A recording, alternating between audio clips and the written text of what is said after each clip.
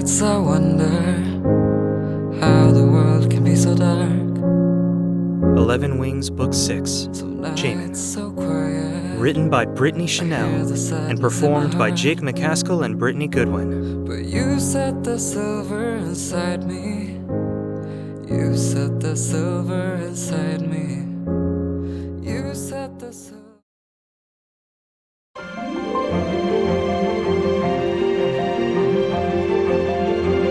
Have you heard the news? My daughter has been selected to be in the competition for the prince's hand.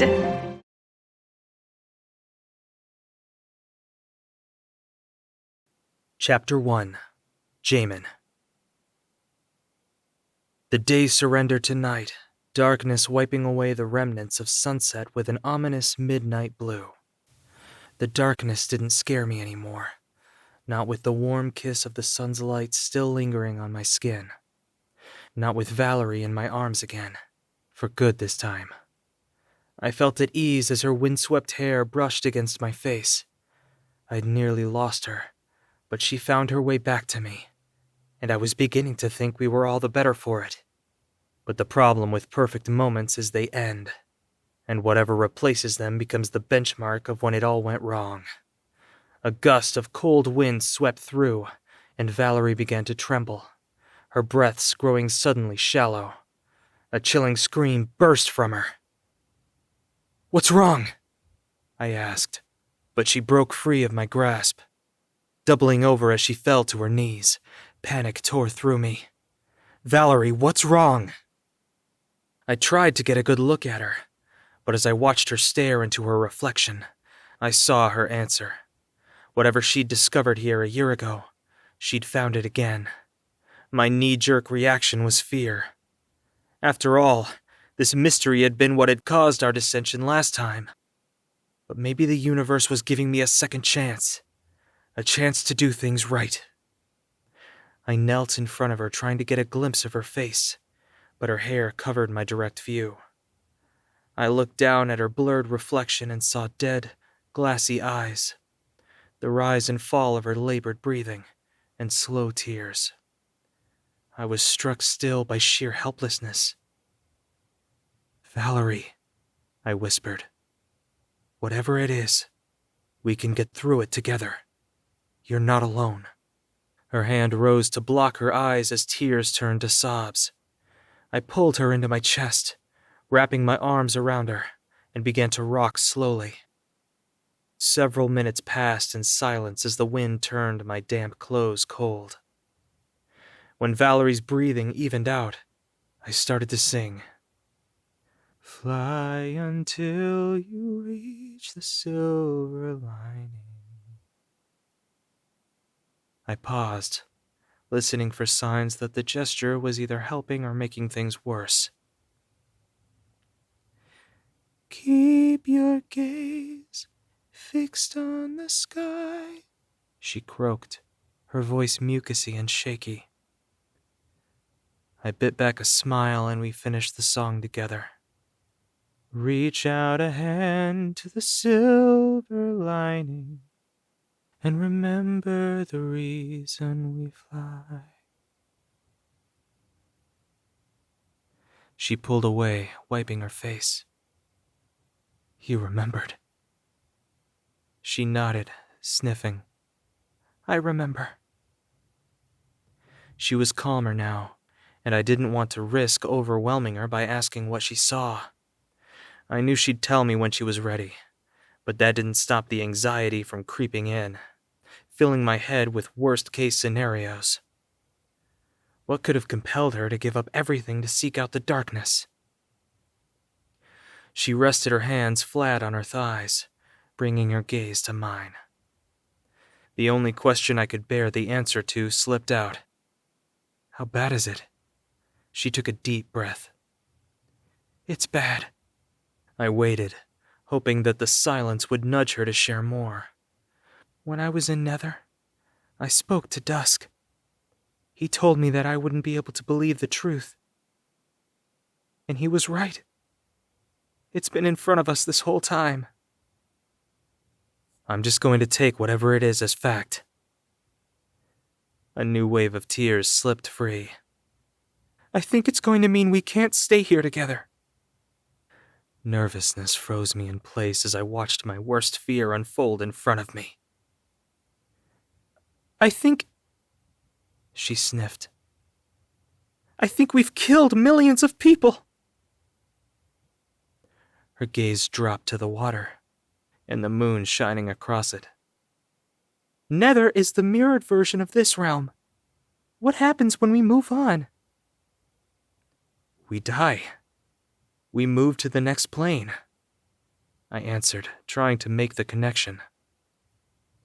But Nether is full of our flaws, our weaknesses, the things that make up our lives. I think moving on in Nether might be returning to life. Breath escaped my lungs. It was as if she'd dropped a bomb on me. Everything I knew, everything I loved, my entire existence corrupted. I wanted to tell her how wrong she was, how ridiculous she sounded, but she didn't deserve the fiery rage that rose up in my chest. My thoughts raced, but Valerie hadn't finished. Our job as Valkyries is to help people move on, to protect them from the Riven until they're ready. She leaned closer. We're not Valkyries at all. We're angels of death. I turned my face away from her, unable to respond. I didn't want to hear anymore. I stood, turning away from her, trying to catch my breath as I began to question everything. All this time, I whispered. I turned back. Are you sure about this? She stood. No. I need to go to Nether and see beyond the veil to know for sure. But I'm right. I feel it. I may not know the details, but I know I'm right. If you don't believe me, I believe you. I kept her from finishing. This is hard news to swallow, that's all. I took her hands in mine. I'm with you. She nodded, a small, hopeful smile on her lips. The eclipse is in 4 days, she said, somber. We have to figure this out by then. I doubt the others will believe this unless we have proof, but maybe we should try them anyway. I mean, does this mean Dusk and the Riven are the good guys? I shook my head. You gotta give me a few minutes, Valerie. This is a lot. I know. Let's get out of here. Think things through and make a plan. I have to get back anyway. Back? I've been staying with Argus. It was a minor sprinkle on the new spectrum compared to the rest. Grab the kid and meet me at my place. I spread my wings, bending my knees to take off when Valerie grabbed my arm. Jaemin, do you think you could give me a ride? I haven't sorted out my landings just yet. The girl we're all depending on, ladies and gentlemen. Shut up. Chapter 2. Valerie. Argus and I browsed Jaemin's bookshelf while he washed the dishes from our dinner. He found several that interested him before he made his final choice. A gray book with a red tree on it, and settled beside me on the couch. I'd humored him for a few minutes, picking up several books and skimming the descriptions, but I was midway through my favorite and dying to find out how it ended. It was a good escape, at least for a little while. After an hour or so of reading, Argus had knocked himself back out. I was hopeful that if he managed to sleep through the night, that his sleep cycle would be back on track. I wasn't going to struggle to sleep, though. If anything, I was at risk of sleeping through the eclipse at this rate. I read a little, but my eyes started to blur. Jaemin took a seat beside me, and I slumped into him, ready to start sorting out our plan. But before a word was spoken, I fell asleep. I awoke to the smell of pancakes and the sound of Argus chatting to Jaemin. Milo was in the forest with Eliza and the professor when this dragon came. They were running and trying to escape, and then... Argus looked up. Valerie, I have to tell you about my book. I walked over to the island in the kitchen and picked up Argus's book, Red Ribbon Tree, A Portal Fantasy. I began to flip through it while Argus spoiled every scene until I reached the chapters he hadn't gotten to. Then I was tempted to return the favor. We ate together, and as soon as the last of the pancakes were eaten, I could feel the mood shift. Jaemin's gaze met mine, and I sighed. We should gather the Valkyries and put everything on the table. Argus looked up from his book with concern. The three of us walked hand in hand to the palace, my anxiety growing as we neared. What if they didn't believe me? What if they did? The eclipse was days away, and it was clear that dusk was only growing more powerful. It was too late to start changing the plan. Not even I knew how I wanted this to go. I only wished that the connections I'd made since I had arrived back in Lux were enough for the others to hear me out. Lily's face brightened when she spotted us coming around the corner, but it didn't last. She must have seen the intensity in our expressions because she said, "I'll go get Thorn," and hurried out.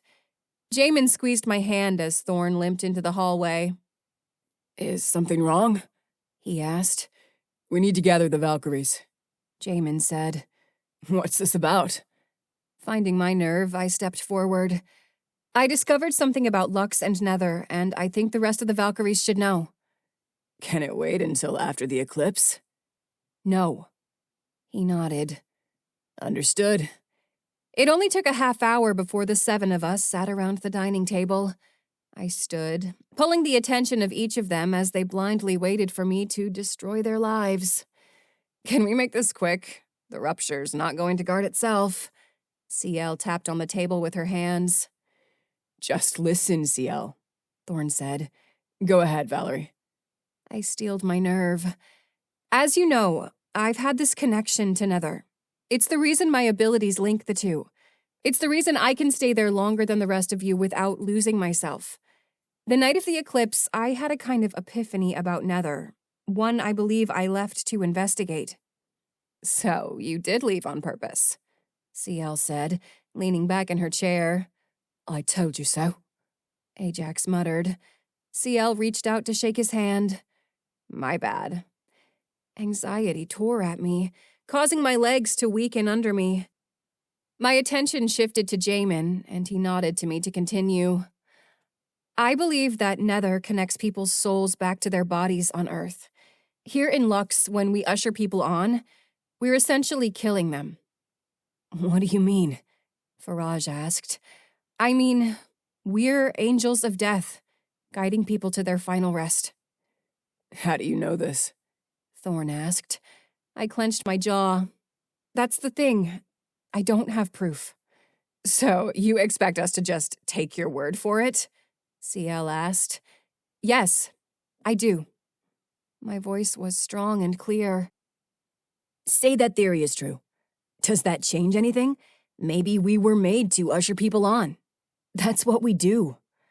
You can't be serious, Thorn interjected. If what Valerie says is true, that changes everything. We're not going to keep encouraging people to die, are we? He didn't wait for us to answer. And what about dusk? What about the Riven? The only way to know for sure is to see beyond the veil. Silence filled the room like thick, chalky smoke. Finally, Jaemin spoke. How do you want to proceed? I cleared my throat, taking a breath to clear my nerves. I want to go to Nether and destroy the veil. What about dusk? Do you even know how to destroy the veil? Thorn asked. I looked down at my hands. I don't know how to destroy it, but I need to try. You didn't come back last time, Valerie, said Faraj. He was right. Something had happened that had caused me to go missing for an entire year. My absence had hurt a lot of people, and I still haven't recovered the memories I'd lost. Was I being selfish? I'll go with you, Jaemin said. Ajax's hand shot up. Me too. Whoa. CL raised her hands, cutting everyone off. We can't just have half the team leave 3 days before the eclipse. She's right. Thorn nodded. We don't know anything for sure. We don't know what will happen when the Riven attack the dwellers in Lux. And until we do, they need protection. What if we make it back before the eclipse? Thorn scratched his goatee. Can you guarantee that? I had the ability to transport us back at any time, even if Nether was unpredictable. Worst case scenario, I would just portal us back through.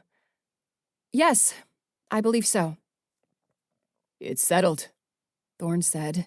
Like hell it is, CL interjected. We should be preparing for the eclipse, coming up with a strategy to save as many people as possible. We're about to willingly repeat what happened last time.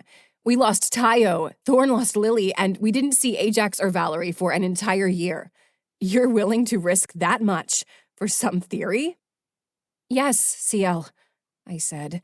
And I know it's not fair to ask you to put faith into a friendship that I can't even remember, but I am. I need you on board because if the 7 of us aren't in this together, we can't survive the eclipse. We can't discover the truth, and we can't help anyone. We're not the same people we were last time. We've grown, we've been hurt, we've shared our secrets. We've all learned to rely on each other again. We've learned to trust again. I released my wings, and fluffy white feathers outstretched behind me. CL's wide eyes and raised brows matched those of the other Valkyries. We won't do this unless you agree. What do you say, CL? She took a deep breath and leaned back in her chair. She crossed her arms in front of herself. Fine. I felt a swell of pride for bringing everyone together, but it was quickly washed away by the mounting pressure. If I was wrong about this, everyone could lose their lives. And if I was right, Lux as we knew it might have to end. Chapter 3. Jaemin. Valerie held out her hand as a vortex into the darkness opened. It pulled at the ends of her hair, and my stomach tightened as a cocktail of adrenaline and fear pulsed through me. I admired Valerie's optimism, her faith that everything would turn out okay, but everything I loved and knew was slipping away, including her. Regardless of the outcome, we couldn't stay in Lux, so my hopes of returning to life alongside her were effectively shattered. All I could do was follow her into the darkness, trust her instincts, and hope to God that I hadn't just signed myself up for a front-row seat to losing her again. If what she said was true, she'd been on this mission before, and it had caused her to disappear. Would I be able to save her from the same fate? I wasn't certain. All I knew was that I wasn't going to make the same mistake twice.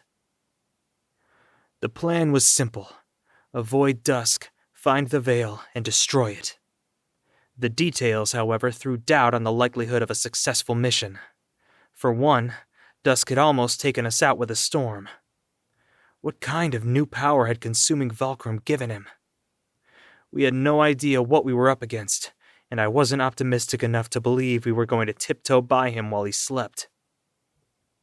The second part of the plan was considerably less promising. For one, neither Ajax nor Valerie knew what the veil actually was, nor where to find it. Then there was a matter of destroying it. We only had a couple of days to make it back to Lux to stop the eclipse, or a lot of innocents would end up cleaved by Riven. I snuck a glance at Ajax, fully expecting for him to be champing at the bit to get Valerie back to Nether. But he looked more apprehensive than I was. His weight shifted from one foot to the other, and he peered into the void, his face turned to the side like he was ready to bolt. It shouldn't have come as much of a surprise considering how he'd recently ended up in Lux, but his fear of dusk lent me no comfort. I clenched my jaw to restrain the panic that threatened to root me in place. Success was impossible, and the longer I stood in front of the portal, the more I felt my strength dwindle. I began to tremble. Then Valerie turned to me, her face serene, yet ablaze with determination and belief. It was all the fortitude I needed. She held her hand out, and I didn't hesitate to take it. I felt her confidence seep into my skin through our joined hands and snake its way through my system, washing away my doubts and fears. I smiled at her, then nodded to Ajax, She smirked at me, then took Ajax's hand as well. He shot me a sort of thanks with his eyes just before Valerie pulled us all through. I blinked through the darkness, hoping my vision would adjust quickly. The ground shifted beneath me as I took my first steps forward. Valerie's hand slipped from mine, and I saw her dagger begin to glow. I kept my hand on the hilt of my sword. Valerie flew up into the air with Ajax and I following closely behind. I was on high alert, rapidly scanning over every shadow for movement. Nether didn't feel the same as it had the last time I was here. It was agitated, chaotic. Dusk was coming for us. I could feel it. I followed the glow of Valerie's dagger as my wings naturally settled along with her flight pattern.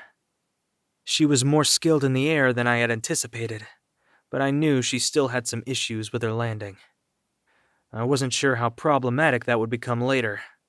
I ran through possible scenarios to help smooth things out when something huge slammed me out of the sky and onto the hard rocks below. My body rang with pain as I scrambled to get my bearings. I looked up to see Ajax and Valerie both on the ground, neither of them moving.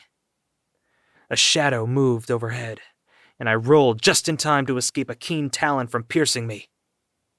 I pushed through the pain, got to my feet, and drew my sword, calling my power to it. My sword glowed bright, and the riven screeched as it veered back. It hissed at me through black, fanged teeth and skittered toward me. I sliced through, muscle memory from guarding the rupture serving me well. Only this wasn't a riven from the rupture. It was stronger, faster, and on its own turf. My blade stuck in its body, so I pushed more of my internal light into the blade while I avoided the riven's erratic movements. Valerie's dagger shot past my head, plunging into the monster. It burst into dust, the thick, dark cloud dissipating around the edges as a soft breeze swept it to the side. "I had it," I said as Valerie approached. "Sure you did." We both hurried over to Ajax and rolled him over.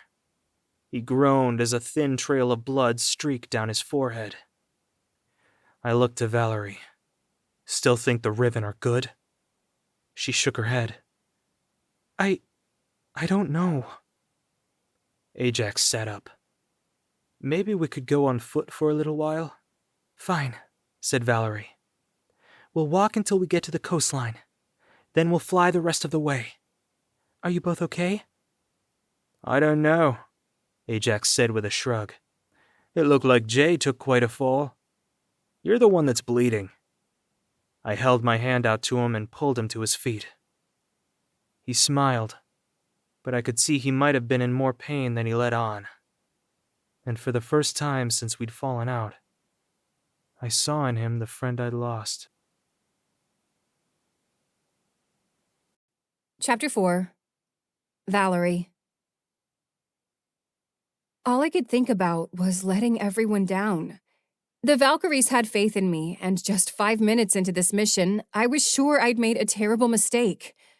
Ajax seemed shaken up from that attack, Jaemin seemed terrified, and although I'd done my best to hide it, I'd fallen so hard onto my left wing, I wasn't even certain I could still fly. The Riven were undoubtedly stronger than ever, and all of the golden nuggets of confidence I'd had coming in had already been spent. This was bigger than fear or pain. This was about truth. This was about the lives of every person who'd lingered in Purgatory. But even then, I didn't understand why Ajax and Jaemin were still following me. I was starting to doubt myself. Ajax stretched his neck. "Guys, I'm not sure how many more of those I have in me." Me either. "It's in your head," Jaemin said.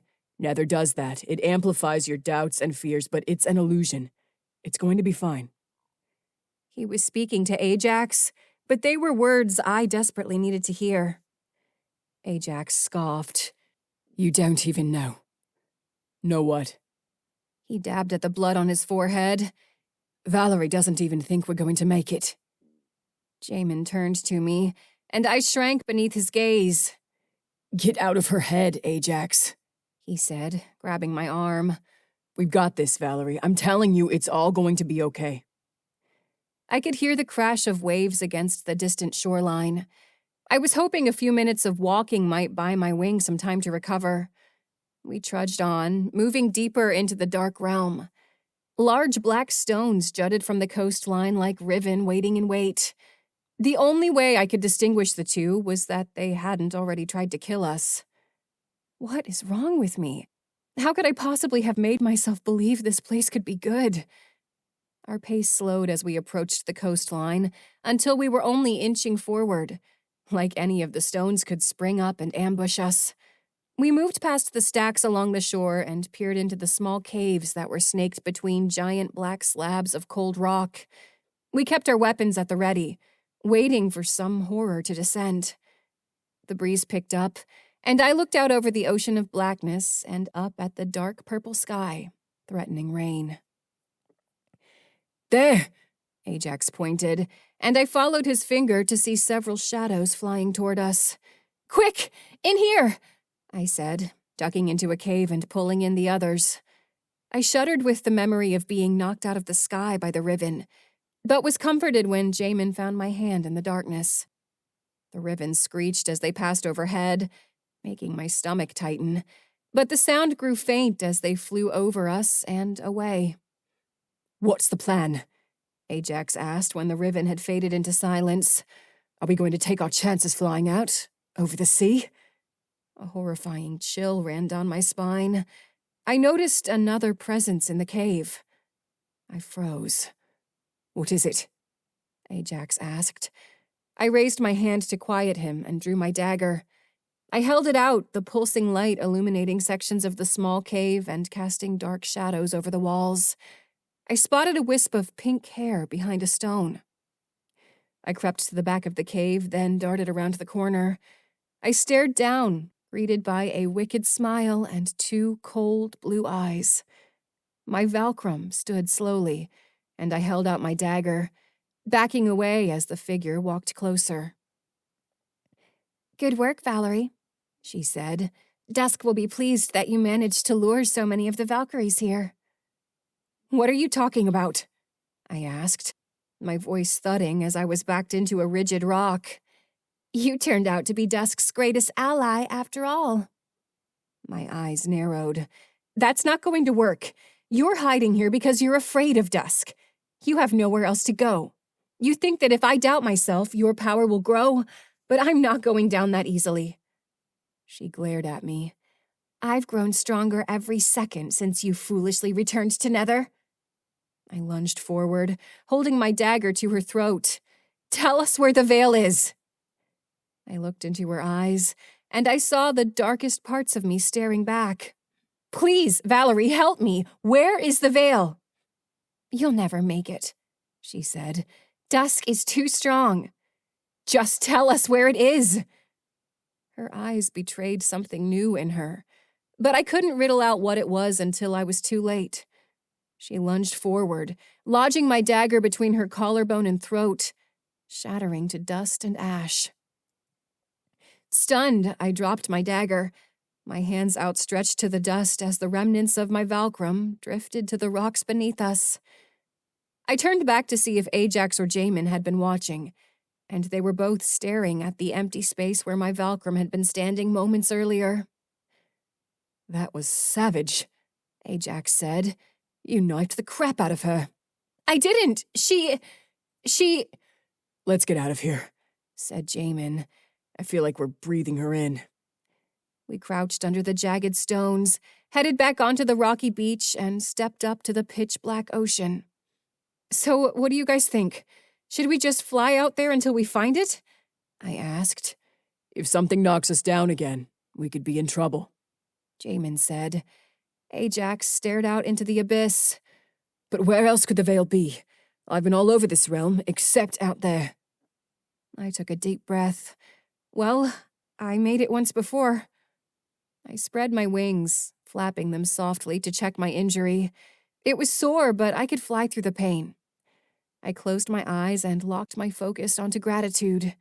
It was harder to find in the darkness, but when I did, it burned brighter than it had in Lux.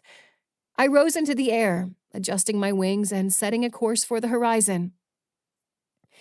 We had no real reason to believe we'd find anything but our own destruction over the seemingly endless sea, but we went anyway, holding on to the hope that if we made it, our bravery would be rewarded. Chapter 5. Jaemin. We flew over the vast ocean until we could no longer see the land behind us. I could tell by Valerie's irregular movements that she was growing fatigued, not to mention we'd all gradually glided down, hanging precariously closer and closer to the pitch-black waves. I didn't know what might be in those dark waters, but I wanted to keep it that way. Look, man. Ajax pulled my attention to him. I just want to say I'm sorry for how this all went down. That was the last thing I'd ever expected Ajax to say. He had always been so unapologetic. Now that he was sorry, I felt guilty for my part in it. Don't get soft on me now. It feels like you're saying goodbye. He sighed. I'm serious. It felt like I was losing you both. It was the three of us for so long. I know, man, I said, exhaling through my nose. I'm sorry too. I have my share of regrets.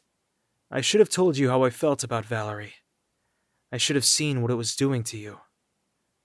I just got jealous. The next part was significantly more difficult to say. Thank you for being there for her. He tilted his head and pursed his lips. You wouldn't happen to know what happened to my tapestry portrait, would you? I bit back a smile. Not a clue. Interesting. He smiled, his gaze moving back to Valerie. After a few seconds, he said, So we're in agreement that we're all going to die? 100%. Valerie scoffed. We're not going to die, idiots. She banked right, revealing a jagged, mountainous island in the distance. Relief surged inside me. Is that it? If nothing else, it was a place to land and rest. As we neared, the highest peak seemed to grow like an ominous scar across a darkened, bruised sky. We flew eagerly toward our goal. Then the sound I'd been dreading since we set out over the ocean tore through the air. A bone-rattling screech that could have only meant one thing. I looked back to see a beastly Riven charging towards us, its massive wings closing the gap between us with each bloodthirsty flap. I eyed the shoreline. There was no way we could make it in time. I drew my sword and rose into the air. If I couldn't outrun him, I'd at least get into an optimal fighting position. Ajax must have had a similar thought because he rose up beside me. I had no time to identify Valerie's position before the Riven caught up to us. Ajax and I charged him, slashing away at its exterior while it tried to knock us from the sky. I could feel the vibrations from Ajax's blows, though the monster had moved between us. I gasped for breath, more winded than I should have been. I'd forgotten to account for the poison that slowly overtook anyone dumb enough to come here. A second screech shot through the air. I was too caught up in heat of battle to determine if the sound came from the creature in front of me, or if another Riven was closing in. I let my inner light shine through my sword, but before I could plunge it into the Riven, it dropped from the sky, dissipating into dust as it went. Ajax grinned at me, his devilish green eyes beaming with delight. What's wrong, Jay? Tired already? But we had no time to rest. 2 more Riven were closing in, fast. I glanced over my shoulder for Valerie, but a talon sliced past me. I hoped she had gone ahead to the island, though that seemed too out of character to be realistic, as she normally would have preferred not to miss a brawl. Keep up, Ajax said through a cloud of dust. Crap, I can't let that jerk beat me. He clearly wasn't feeling the effects of Nether as strongly as I was. I flew back, charging the Riven with my blade and all the momentum I could muster with my wings. It burst into a cloud of dust, and it cleared away in the breeze, revealing a pleased Ajax. I'd been on guard around him for so long, I'd almost forgotten what it was like to be on the same side. And now, as he fought beside me, I remember what I'd always liked about him. His innate ability to make any situation fun, no matter how dire. I scanned the empty horizon for the enemy, but it seemed as if we were in the clear, at least for a little while. I turned back, but I didn't see Valerie. "She's probably on the island," he said. Panic slivered down my spine. "No, I don't think so. She wouldn't have let us fight without her." "Not even to get to the Vale?" "Not for anything." "Fair enough." He squinted toward the island, the jagged mountains staring down at us. "Nothing got by us, right? Did you hear anything?" "No," I said, running my hand through my hair. "Should we check the island?" Fear struck me silent, and I wasn't sure how much being in Nether had exasperated it. "What's the play?" "I don't know!" I snapped. Ajax stared. "Look, man, I know it's hard, but it's all going to be okay. Valerie knows what she's..." A dark mass rose from the sea. I reached for Ajax, but before I could even scream, it closed around him and yanked him below the dark waves. I charged after him, my heart pounding in my throat. I hit the water, and the lukewarm temperature of the seawater was unnerving. My inner light beamed through me and my sword, but couldn't pass through this opaque substance. I widened my eyes, straining to see, but saw nothing. I frantically swam deeper, towards where Ajax had disappeared, but my senses were all useless. I was caught in a dark, empty void. Panic started to steal the last of my breath, so I pulled myself toward the surface. Something moved past my face. I turned toward it, but my body screamed for breath. I pulled myself to the surface, gasping for air. Disoriented, I looked for a sign, any hint of Ajax, Valerie, or even a Riven. But all I saw was a restless black ocean, and the mountainous island looming over me. I flew out of the water, trying to get a glimpse of Ajax from above. "Come on, man! Show me something!" I waited longer than I should have, until my wings threatened to give out. Then I glided to the island and collapsed on the rocky shore. When I caught my breath, I stood, spreading my wings with the hopes that Valerie was somewhere on the island. But my wings didn't come out. I stood and tried pressing the muscle on my shoulder to force them out. "You can't use your wings here." I jumped, spinning quickly with my sword at the ready. A small boy kicked rocks at the base of the mountain. "Argus?" He nodded somberly. "You have to take the trail on foot," he said, pointing to the mountain. "You're trying to go to the Vale, right?" I traced his finger to a leveled-off section that snaked around the jagged mountain. "Did Valerie come this way?" I asked. "No. I saw her go underwater just like Ajax." He giggled. "They should have known not to fly so low." My stomach dropped as I approached Argus's Valkyrum. I could barely get the words out. "Are they gone? How can I get to them?" He shrugged. "Dusk has them now, at the palace. I'd stay away from there if I were you." There was still hope, even if it did look grim. If my choices were to save Valerie and Ajax, or go on to find the Vale, I wasn't going to even have to think it through. I knelt down in front of Argus. "Because Dusk is trying to consume you?" He nodded. "Do you want me to rejoin you with your other body?" His eyebrows rose. "Will it hurt?" I took a deep breath. "I don't know. But the Valkyrie of you isn't afraid of pain." "Yes, he is." "Well, he doesn't let that stop him." Argus kicked at a rock, staring down at his feet as he moved it. Then he sighed. "Okay. What do I have to do?" Chapter 6. Valerie. Valerie. A woman's voice echoed in my head, growing more distant as it faded. The tone was mournful, but familiar. I couldn't place it, so I waited in the darkness, listening for the sound again. I heard a sniffle. "Valerie, please," the voice said. A crazed urge to call out overtook me. "I'm here!" I tried to yell, but I had no voice. This time the voice was muffled. "One more time," she said. "One more miracle." I felt my wrists burn as I floated in and out of consciousness. I heard the rattling of metal. My cold, numb fingers flared with pain as if 1,000 needles had pierced through them. I opened my eyes just a bit, but immediately recognized the bars of my former prison. My thoughts rushed back to the moment something had snatched me and pulled me under the water. My hands were bound over my head, my wrists already raw, and my hands in desperate need of lowering. A metallic clang drew my attention to movement beside me. It was another prisoner, one covered in dust. Each small movement the prisoner made dislodged a handful of ash. He turned to look at me, and through the dust, I saw 2 olive-green eyes peering at me. "Ajax."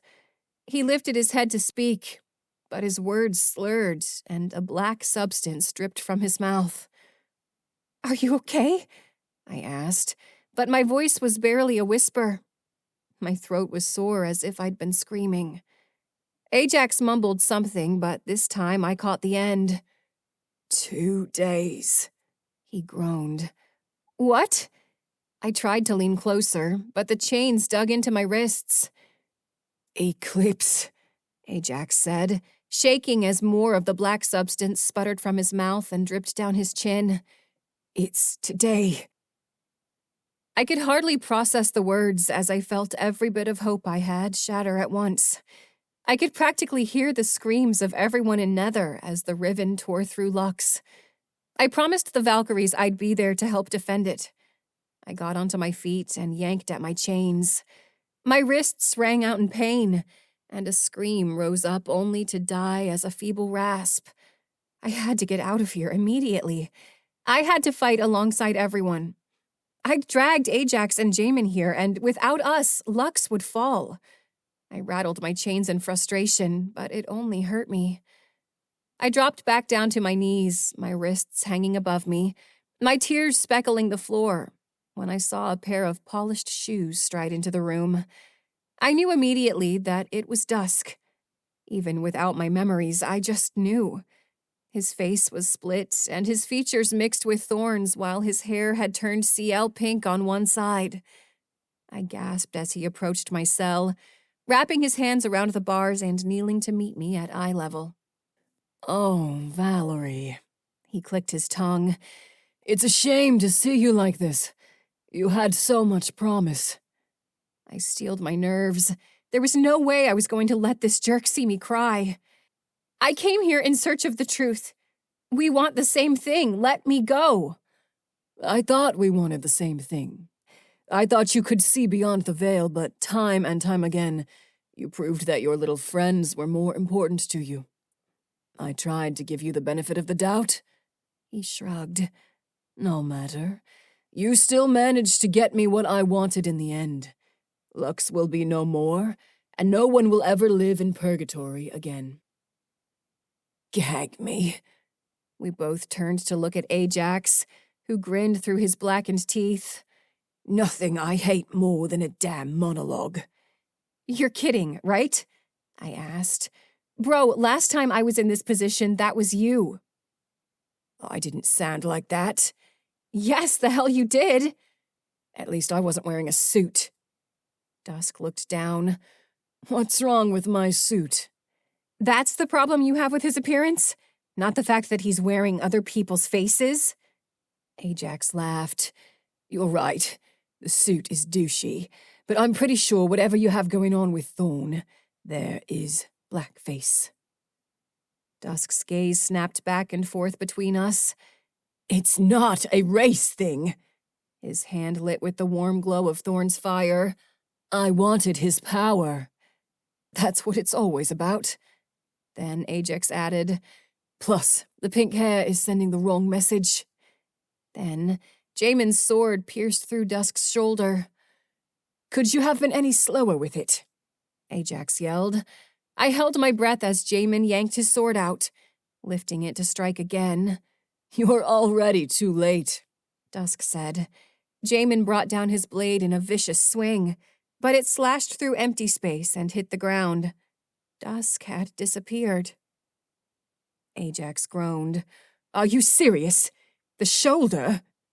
Jaemin shook the confusion from his face and rushed across the room, snatching the keys off the wall and fumbling to get us out of our cells. "What the hell was I supposed to do, chop his head off?" "That would have been nice." I was glad Ajax had noticed Jaemin slip past the door too, and worked with me so well to create a distraction. But the only thing worse than being face-to-face with Dusk was not knowing where he was. "We have to get back to Lux to help the others," I said, my heartbeat racing as adrenaline pushed me back to my feet. My cuffs popped open and I rubbed my wrists. I lifted my hands to open a portal, but Jaemin stopped me. "Wait," Jaemin said. He moved to Ajax and unlocked his cuffs. Then he looked back up at me. "Maybe you should go for the veil instead." "Instead of helping the other Valkyries? Are you crazy?" He shook his head. "You're in no condition to fight, and neither is Ajax. You two can go destroy the veil while I go help the others." "Split up?" I asked, half out of breath. He closed the gap between us, resting his palms against my cheeks. "I know, but this is our best shot." "You could die," I choked. "And if that happens, I'll find you again." "No, Jaemin, there has to be another way." His voice came out like a whisper. "There's no time." He brought my lips to his and kissed me hard. I felt the love of every lifetime we'd shared together and tasted his goodbye. He turned to Ajax. "Take care of our girl." "Why choose? Reverse harem? Nice." I sniffed. "Shut up, Ajax." Jaemin lifted my wrist and nodded to me. Tears stung my eyes as I stretched open my hand and opened the portal to Lux.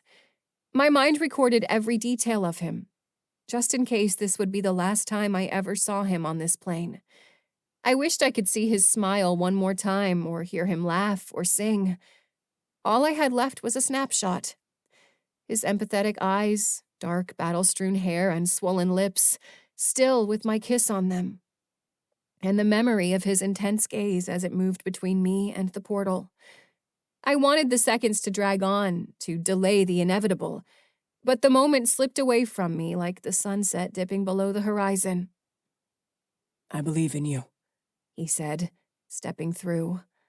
"I love you," I called back, but I wasn't sure he heard it because the portal closed between us. The time for love had ended, and all that remained was faith. Chapter 7. Jaemin. I shook as I looked across the chaos plaguing Lux's fields, reliving the previous eclipse all over again. The eclipsed sun cast a red light across the realm, while monsters poured from the rupture, both on foot and in the sky. They all moved toward Hikari City, as if drawn to the terrified souls of the dwellers that hid there. The air was filled with their cries of desperation. I scanned the stone-like army, not knowing where to start. The number of Riven was far greater than any of us could have anticipated, and it was obvious that I had arrived late, but how late was still to be determined.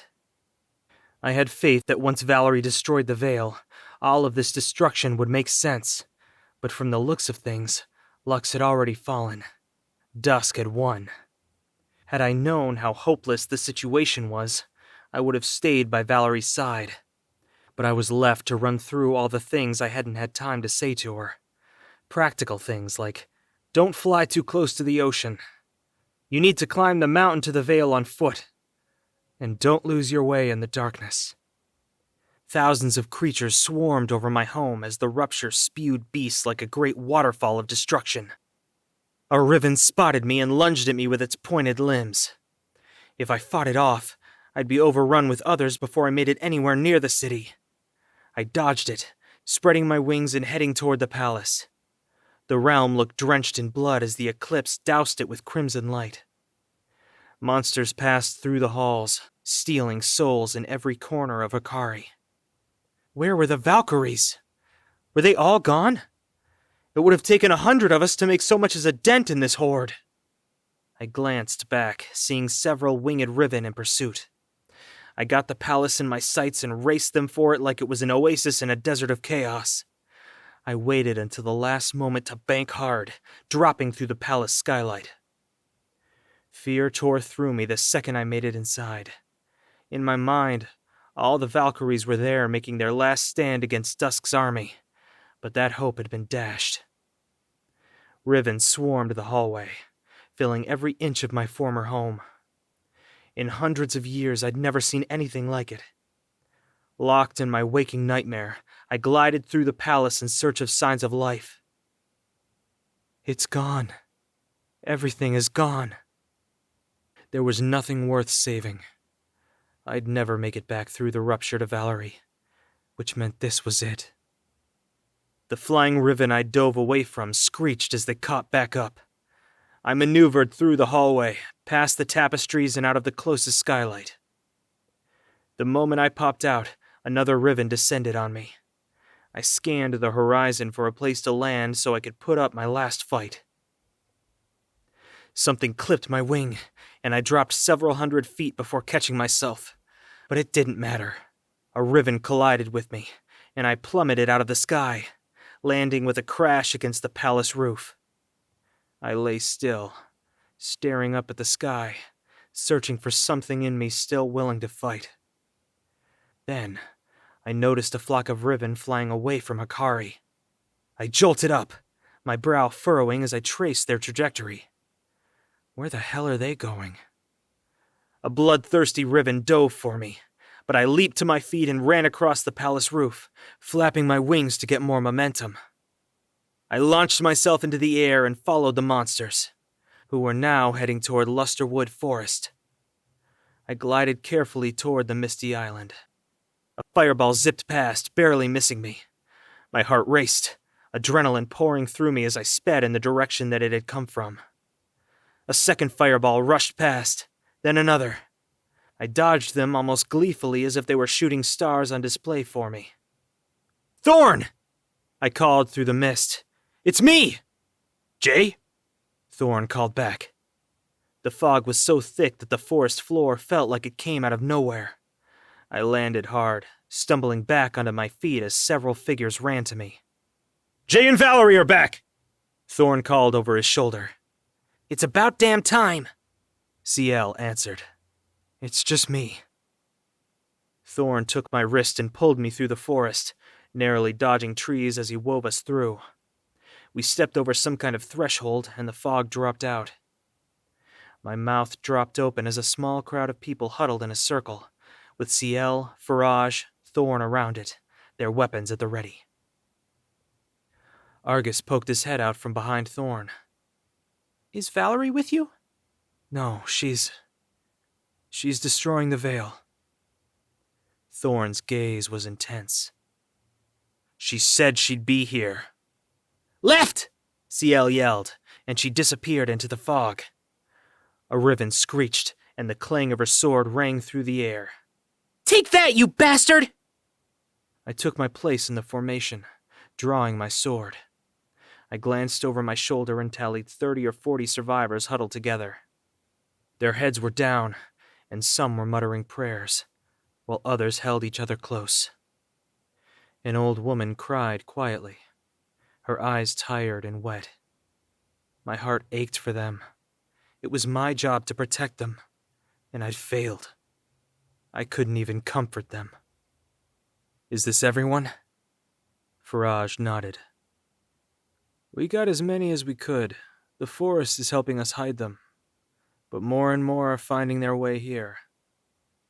Thousands were dead, with just a handful of souls left, and the enemy was closing in fast.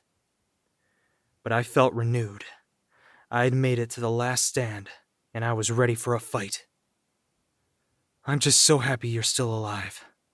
For now. CL winked, taking her place back in formation.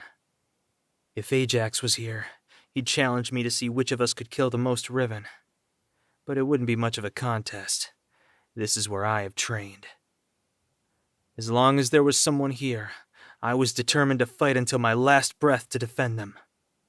I hoped I could buy Valerie a little more time to save the rest of us. Chapter 8. Valerie. It all happened so quickly. I hadn't fully grasped that I was sending Jaemin to his death until he was already gone.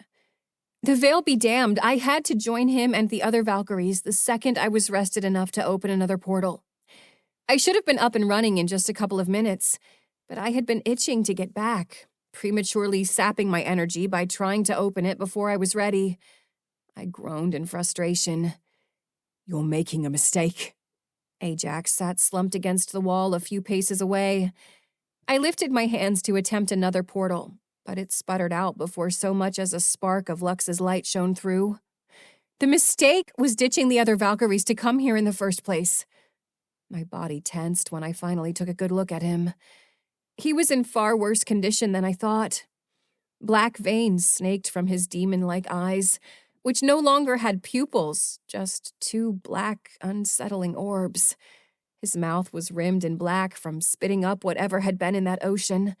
When he scratched his chin, I noticed that his fingers were unnaturally long, and they came to sharpened points just like Riven's limbs.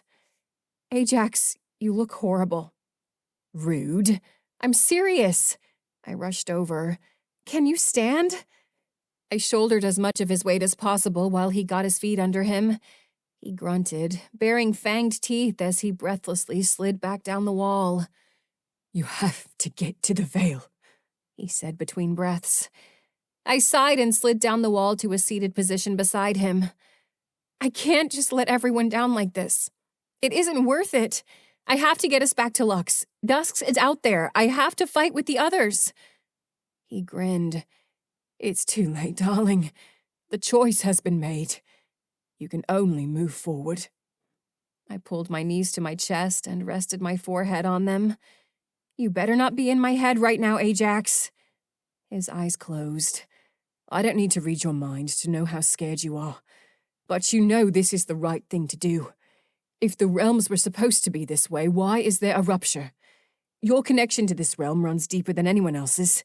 The veil called you here during the last eclipse, and during this one. If you destroy it, we'll all be able to see things as they are. I stared down at my hands. But the sacrifices are too huge. First, all those memories with Jaemin.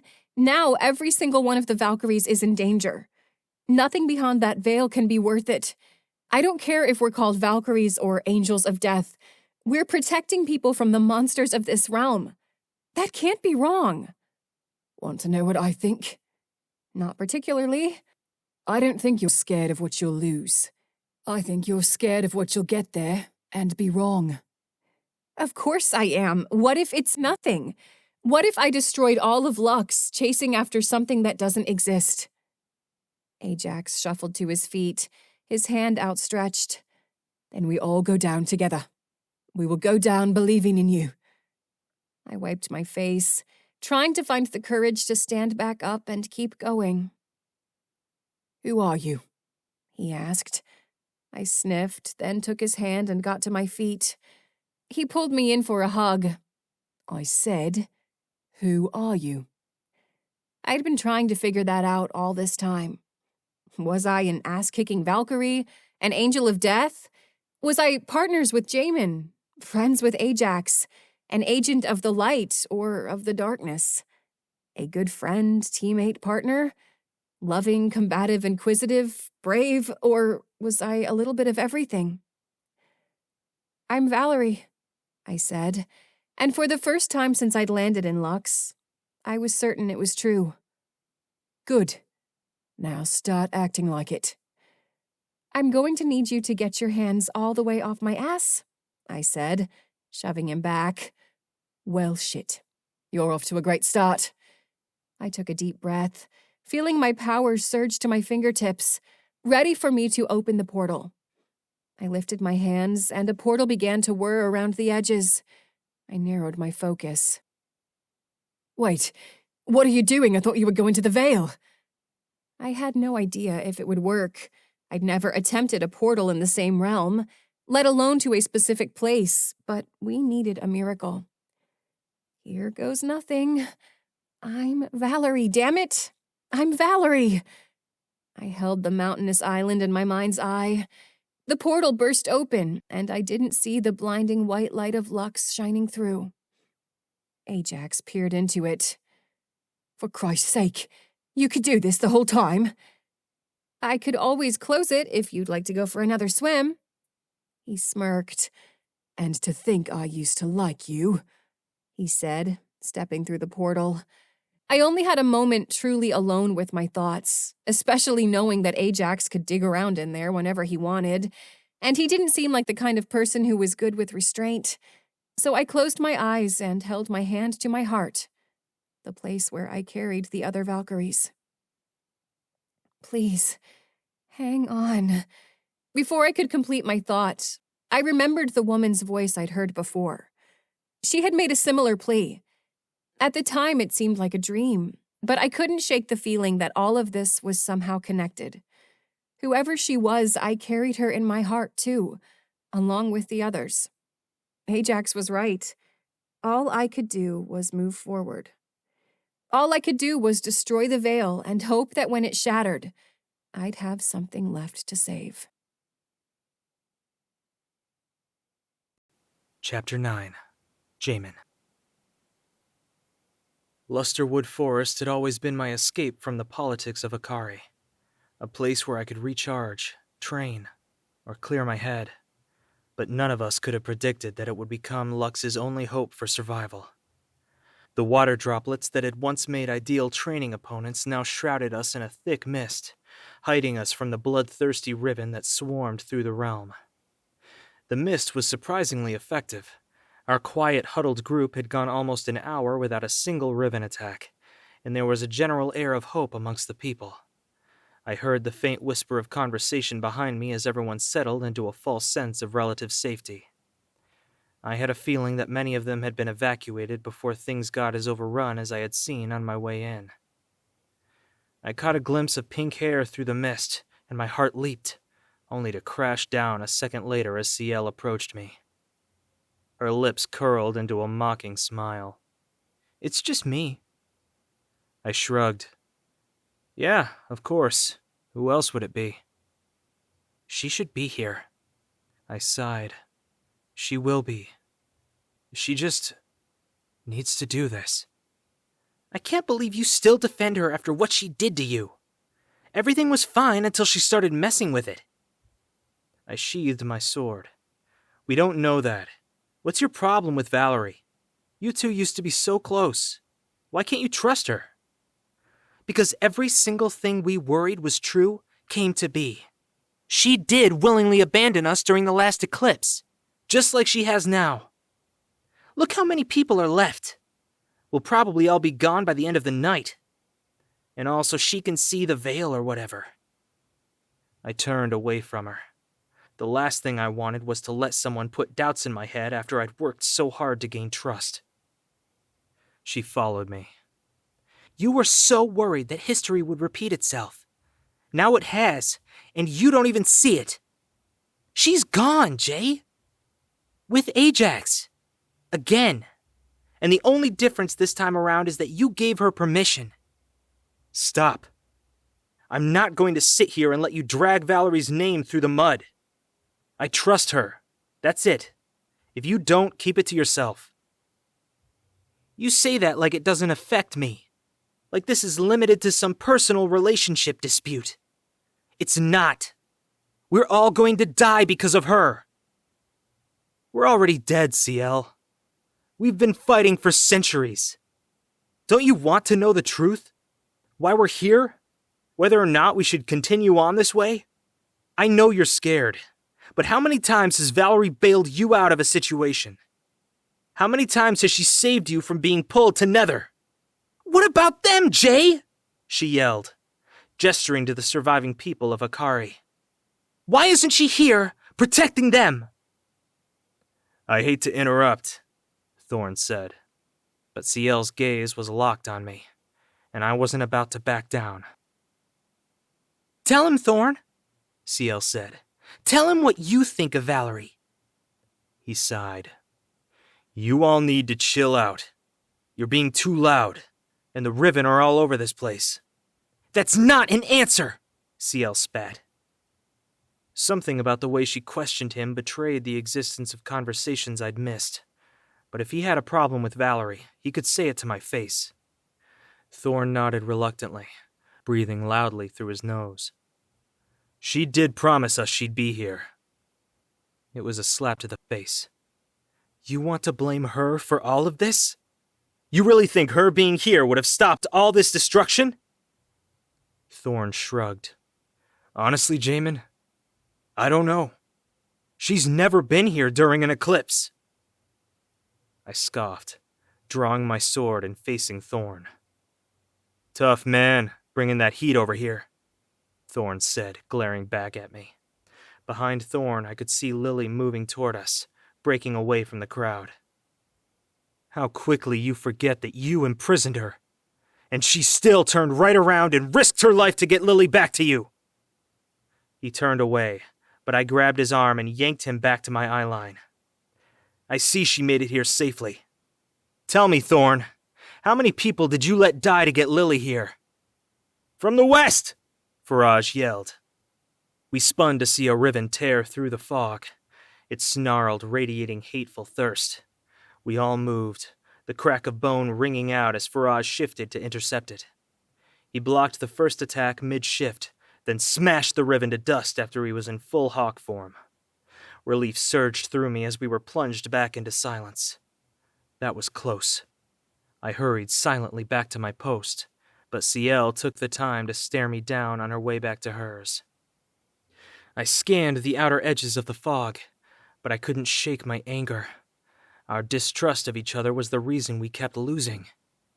It was easy to blame everything on Valerie instead of admitting that none of us knew what we were still doing in Purgatory. We'd grown complacent. Hundreds of years of the same routine, and the only one of us brave enough to question it was Valerie. I took a deep breath, but it did little to quell my anger. Ciel was naturally combative. It was in her nature, but Thorn to question Valerie's loyalty after what she did for him. Did he not remember how close we had been to losing her? I heard a sniffle behind me, and I turned to see Argus, wiping his nose with the back of his hand. I hadn't seen him since I'd arrived. With his wings retracted, he blended in well with the rest of the crowd. I crouched to meet his eye level. "Hi, Argus. Nice to see you, buddy." I noticed a book clutched tightly to his chest. "Is that the book you were telling me about?" I asked, trying to cheer him up. He nodded but didn't smile. "Good move saving the book.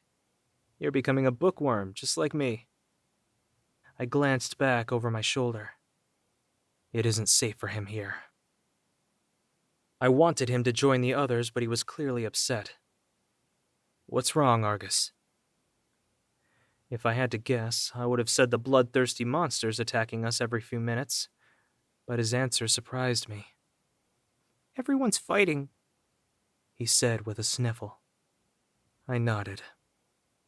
"Well, we're family, and families fight sometimes."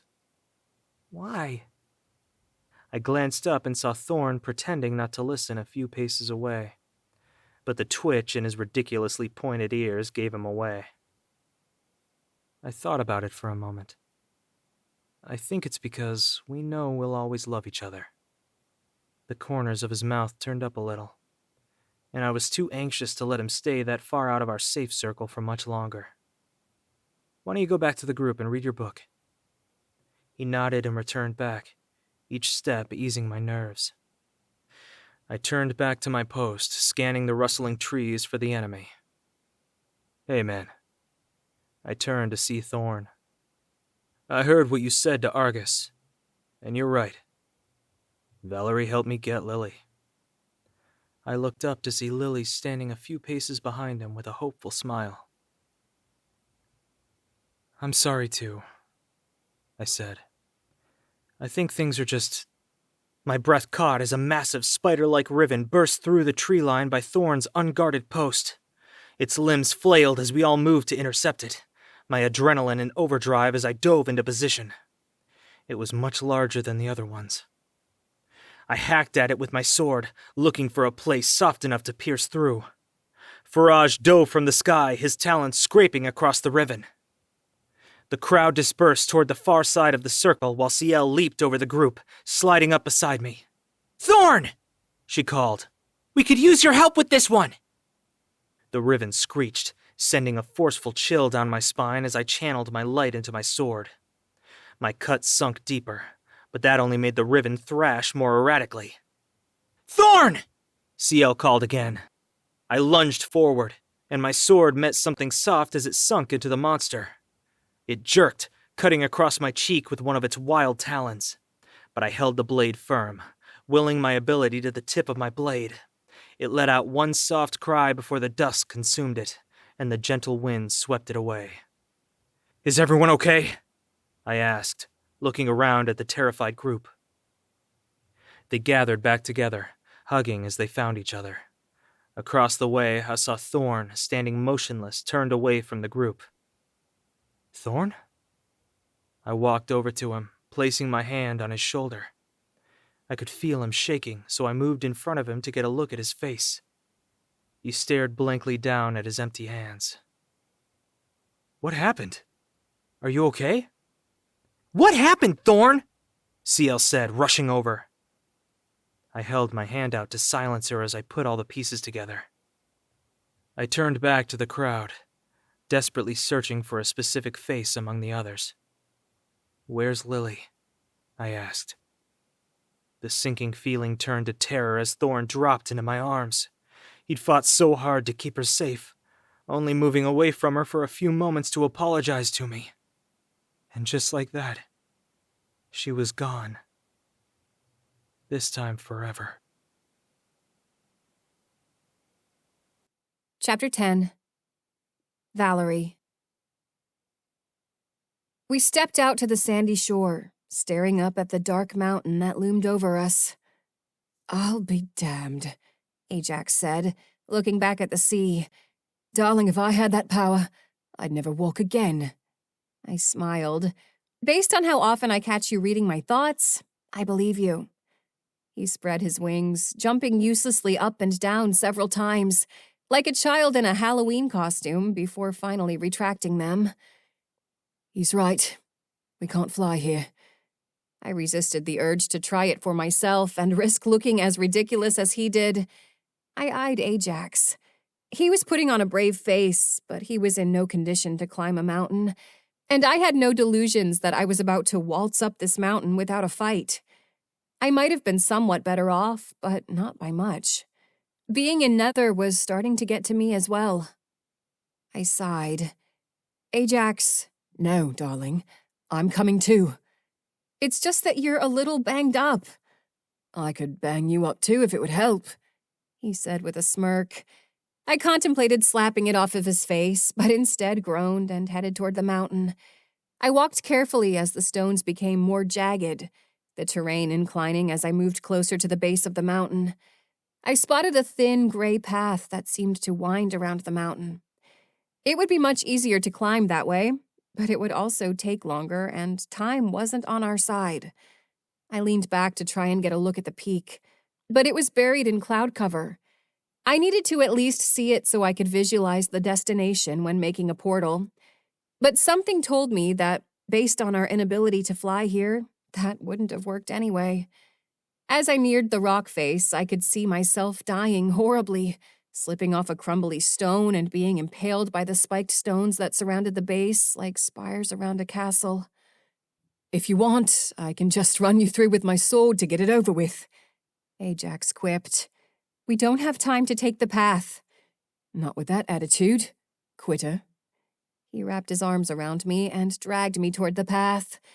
I pried myself free. Fine, but keep up. I rubbed my hands together. Let's do this. We started the climb. The rocks that made up the path were more like fine gray grains of sand. It was clearly defined, but the jagged mountain jutted out, blocking the path in several places, but was hollowed out in others, leaving plenty of places for Riven to lay in wait. I kept my dagger at the ready, keeping Ajax behind me as I moved aggressively around the corners. It was going to be fine, as long as I remained completely focused. Hey, Val, can I ask you something? No, I'm trying to focus. It's important. I poked my dagger at a riven-shaped rock. What is it, Ajax? Since we're probably going to die anyway, tell me, what is it that you like about Jaemin? Seriously, I thought we'd gotten past this. I am serious. I don't get you to. You're so different. My hand was sore from clutching my dagger so tightly, so I swapped it to my left hand and flexed my right one. What does that have to do with anything? You're tied to the darkness, and his gift is light. You're so fun, and he's so composed. It's easy with you and me. You and Jaemin are always fighting. I get that he's pretty, but I mean, I'm pretty too. Just tell me why he's better for you than I am. I sighed and turned to him. We challenge each other. It's not easy, but we help each other grow. I don't want someone who agrees with everything I say.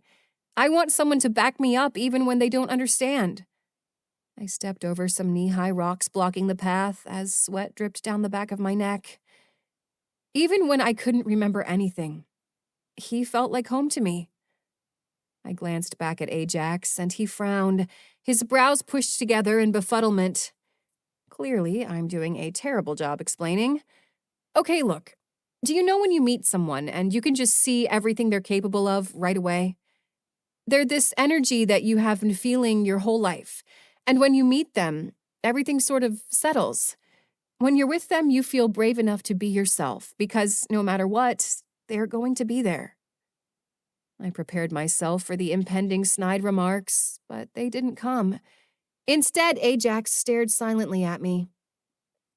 His blacked-out eyes no longer looked menacing, but sad.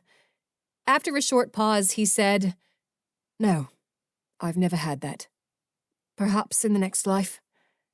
I pushed down my guilt, my mind searching for the right words to say. Ajax, just because I don't have romantic feelings for you doesn't mean I don't care. Don't. It's okay, he said. I won't bring it up again. It's not fair for you to put this on me. I offered you my friendship and you treat that like an insult. He turned, glaring down at me.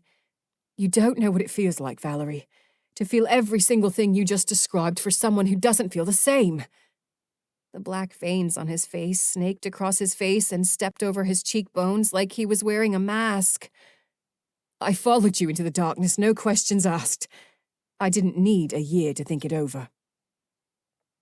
My heart raced. He looked equal parts man and riven, malice dripping from every word. I shuddered to think of what I was unintentionally turning him into. He glanced back at the shore. It feels just like being pulled into the ocean. His eyes narrowed. Are you afraid of me? His fingertips stretched long and thin as he approached me, but I didn't flinch. No. If you feel the way you say, you won't hurt me. I'm sorry I hurt you, but Ajax, I think we have to get you back to Lux. You don't seem like yourself. He rubbed his hands down his face. I'm fine. Let's get going. You promised fireworks at the Vale, and I want my front row seat. I felt the urgency of time as it slipped by. I'd been so focused on the Riven attacking us as we climbed that I hadn't noticed Ajax becoming one, just like I had on my last trip to Nether. He was volatile, and I needed to figure out what I could do or say to bring him back. If he went full Riven, I didn't think I'd have it in me to slay a friend. You coming? He asked, his head twitching to the side. He moved erratically, like a Riven, but he didn't appear to be fully aware of his ongoing transformation. I jogged to get in front of him for his own protection, but in the back of my mind, I worried that there was a Riven behind me that could attack at any moment. Chapter 11. Jaemin. I could offer Thorn no words of comfort. It all felt too sudden, too preventable. I propped his arm against my shoulder and half carried him back to the bulk of the group for safety. His gaze was vacant, his bottom lip moving, but no words came out. Before I could assess him, Faraj's hawk let out a battle cry.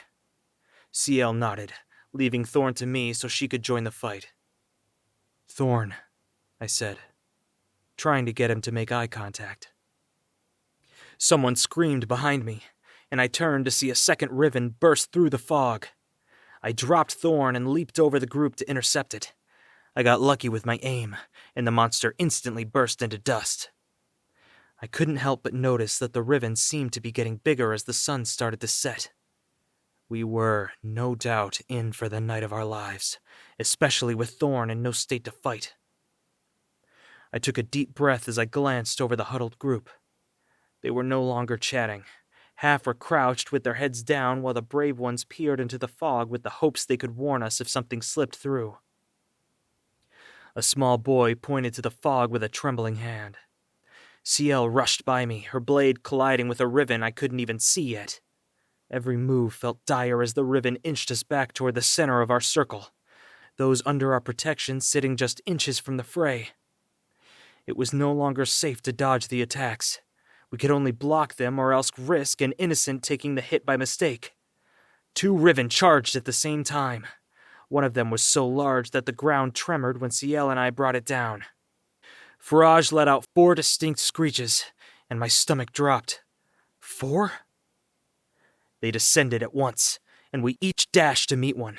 I scrambled to end the fight quickly, but my blade missed my Riven's soft core by inches, over and over. CL and Faraj were both tied up with their own monster, but we were in luck. I hadn't seen the 4th yet. Perhaps Faraj miscounted?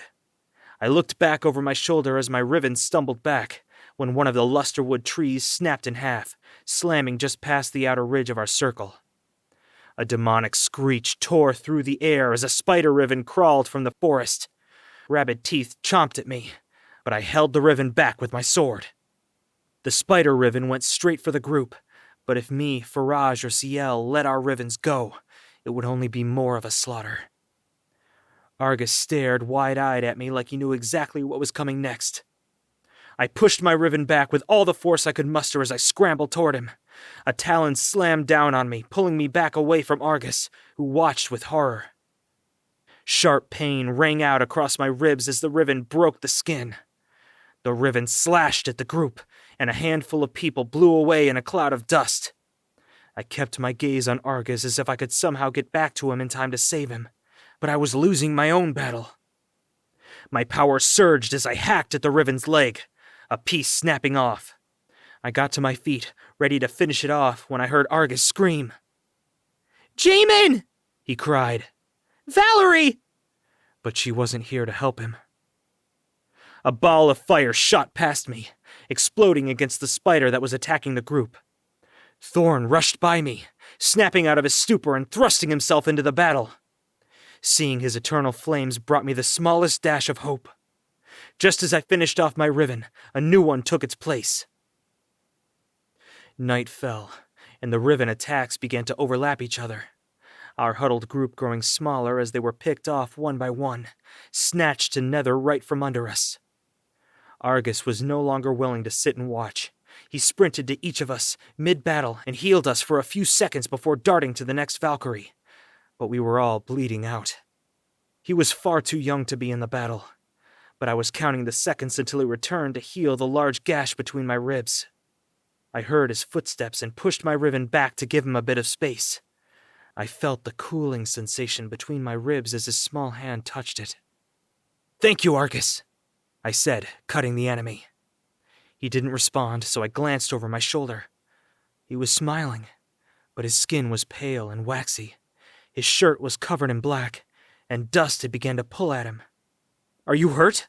I asked. My Riven screeched over his answer, so I ran it through. "Argus, I need you!" Thorn called. Argus swayed, then took off toward Thorn. He only made it halfway there before he collapsed. I raced to him in a panic, picking up his limp body as the dust began to accumulate around him. "Help!" I called. "Argus is down!" I held him to my chest as a collection of Riven burst through the fog. My gaze widened as I looked up to see Ciel, drenched in her own blood, crawling toward us. A Riven sunk its talons into her and dragged her back. I looked around to see only a handful of people remaining as our circle of protection shattered.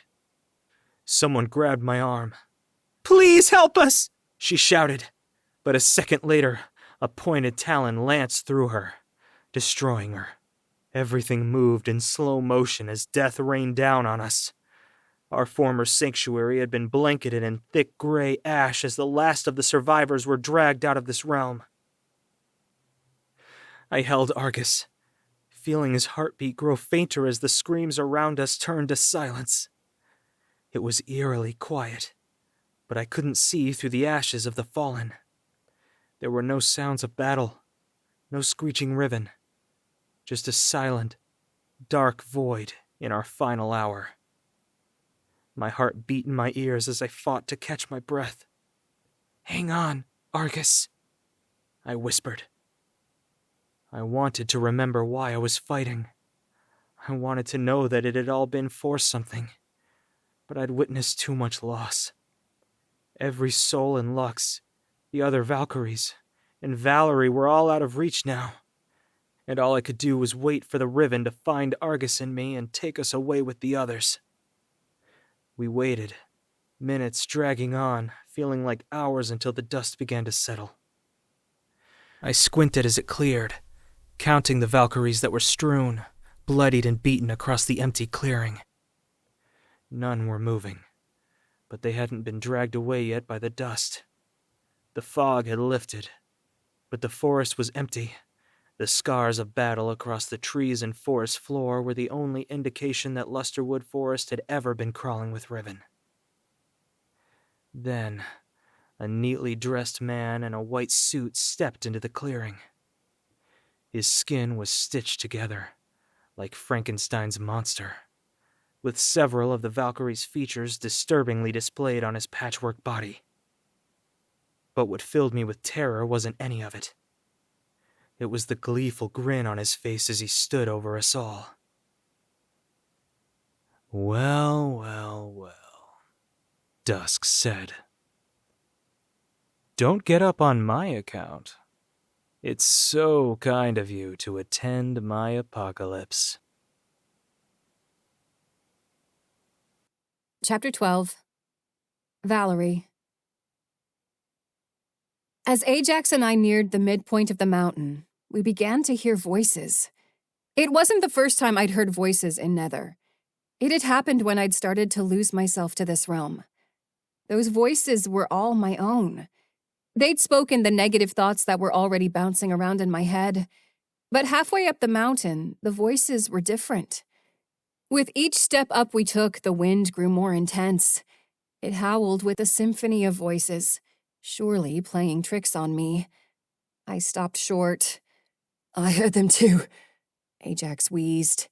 The darkness had snaked its way up to its neck, his movements growing twitchier and his pace slowing. I wasn't sure he was going to last another minute, let alone get to the top of the mountain.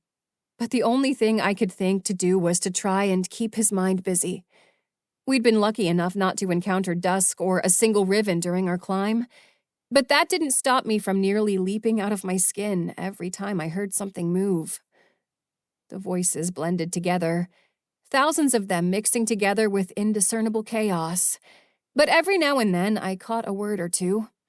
I strained to follow one of the voices long enough to understand, but without luck. "What are they?" I asked in a routine effort to keep Ajax talking. You got me. I've never made it anywhere near here. In the corner of my eye, I saw something move. "Look out!" I pulled Ajax back behind a rock and peered out to see a Riven moving slowly down the mountain. Its movements were sluggish. its size growing as it passed over the rocky surface, picking it up as it went. "What the heck?" I whispered, leaning forward. "I'll go left. You go right," he whispered back. I put my hand up to stop him. "Wait, it's not attacking." "That's because it can't see us. What do you think? It's just going to be a friendly one all of a sudden?" I narrowed my eyes.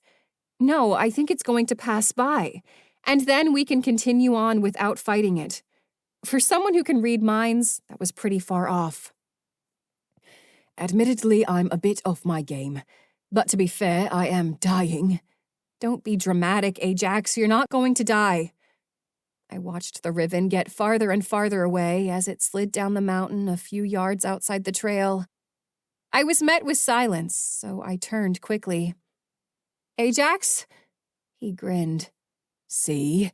Even you think I'm at death's door?" "Only because I'm going to kill you myself," I said, standing from behind the rock and making my way back up the trail. "Psh, you'd cry, darling." "You wish, darling," Ajax gasped, pointing up the mountain to a trail of Riven marching slowly in our direction.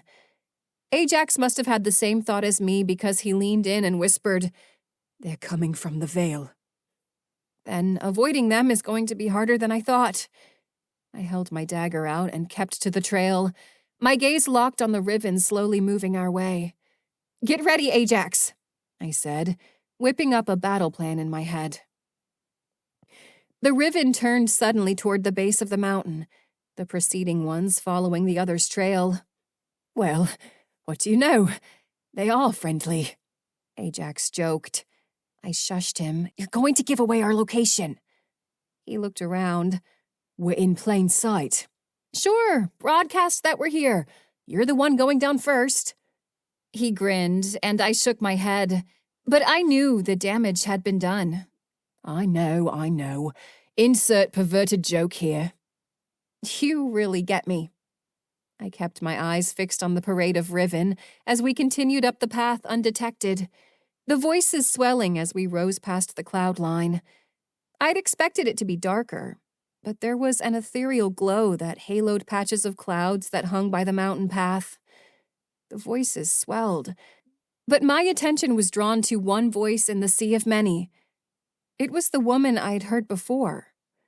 "Please," she said, "one more miracle."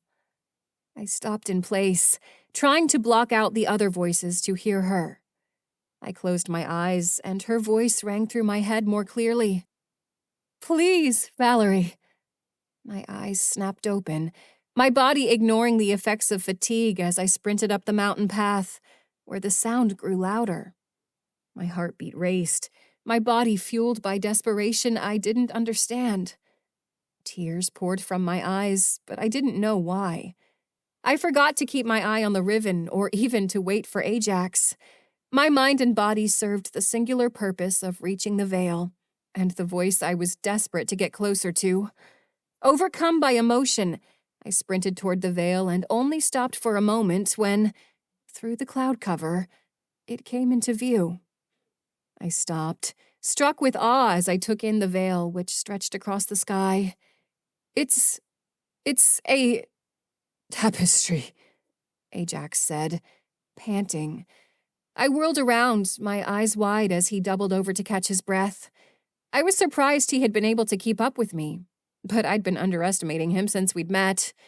His gaze moved to the hordes of Riven marching out of the Vale and down the mountainside, but none looked our way. It was lucky for us that they didn't attack, because I had barely glanced their way since the Vale had come into view. The threads of the Vale wove together the light and the darkness as it buzzed with energy and chaos. It hung down from the sky like it was made from cloth, folding in places and piling up at the edge of the path. But the closer Ajax and I got to it, the less it seemed like material, and the more it seemed like threads of energy. "Please, Valerie," I heard the voice say. "Go," Ajax said. "You're not coming?" He shook his head. "I'll be right here, in case you can't get back through." There was no time to waste. I took a deep breath, pushing through the waves of energy that emanated from the grand tapestry, and stepped up to the veil. A wave of fear tore through me. The last time I'd gone in, I hadn't returned for a whole year. The others were counting on me, and they didn't have that kind of time. I promised myself I wouldn't give in to whatever awaited me there. No matter what, my duty to the Valkyries came above all. My heart raced as I stepped through the veil, the strings of energy tickling my shoulders with an intensity that floated in the space just between pleasure and pain. There was a white light, and I moved toward it. My body tensed when a Riven passed by me. "Ajax," it whispered, "come home." I fought the urge to follow it and continued on through the veil with no indication of how long it might take to get to the other side. Drenched in light, I forged on, waiting for the voice to return. I approached a wall made of light, much like the rest of this place, except for the riven that floated through it. "Valerie," the woman's voice said. A riven stepped through the wall directly in front of me, its body echoing with the woman's voice. "Wait!" I called, chasing after it, but it ignored me. I turned back to the wall of light, hesitating for only a second before I stepped through. The light dimmed, and I heard a rhythmic beep beside me. My eyes began to adjust, and I realized I was standing in a small room.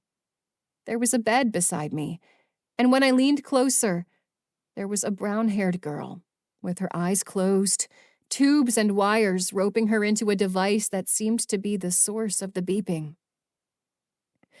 Beside the bed, I noticed a woman with gray hair had her head down. I moved closer, and I could hear her sniffing softly, her shoulders bobbing as she cried. "Valerie," she said, her voice muffled, her face buried in the girl's hand. My hand tingled. "Please, if you have one more miracle in you, come back to me. You're all I had left." I studied the girl attached to all those machines. This is me? I looked a little different than I was used to. So frail, wingless, and with dark brown hair instead of pink. And who was this old woman crying at my bedside? I waited for the woman to lift her face. Her eyes were lined with age, her wet cheeks pink from crying, and her silver curls made her dark skin shine.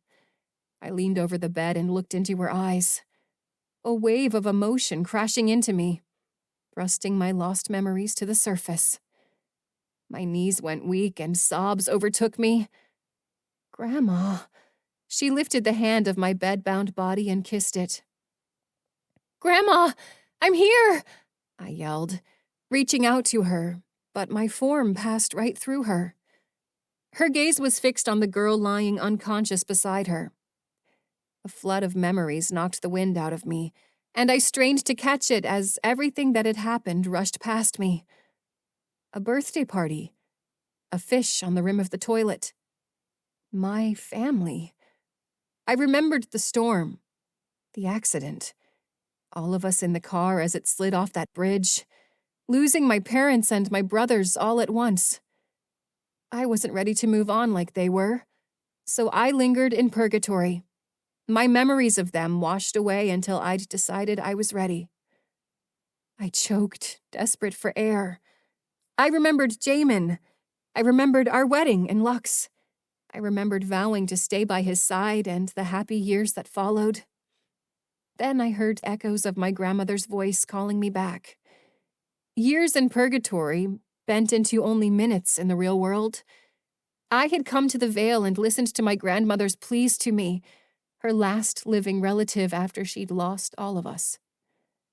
I had only stayed a few minutes, long enough to tell her I loved her and to say goodbye. Then I had returned to Purgatory a year later, and without my memories. I pressed my hand to my chest as if I could somehow ease the pain with my pressure. My thoughts reeling from the endless revelations raining down on me. I didn't want to leave her, but I couldn't stay, not with the others depending on me. I looked into my grandmother's face and whispered, "Forgive me." Then I turned to head back through the veil. Her soft voice stopped me. Valerie, if you're too tired, go on ahead and join your family. I'll be along soon, she said through sobs. I'll be along soon, baby. I stood frozen, caught between worlds, my heart aching for both. I'll see you soon, Gran. I love you. I love you, baby, she said.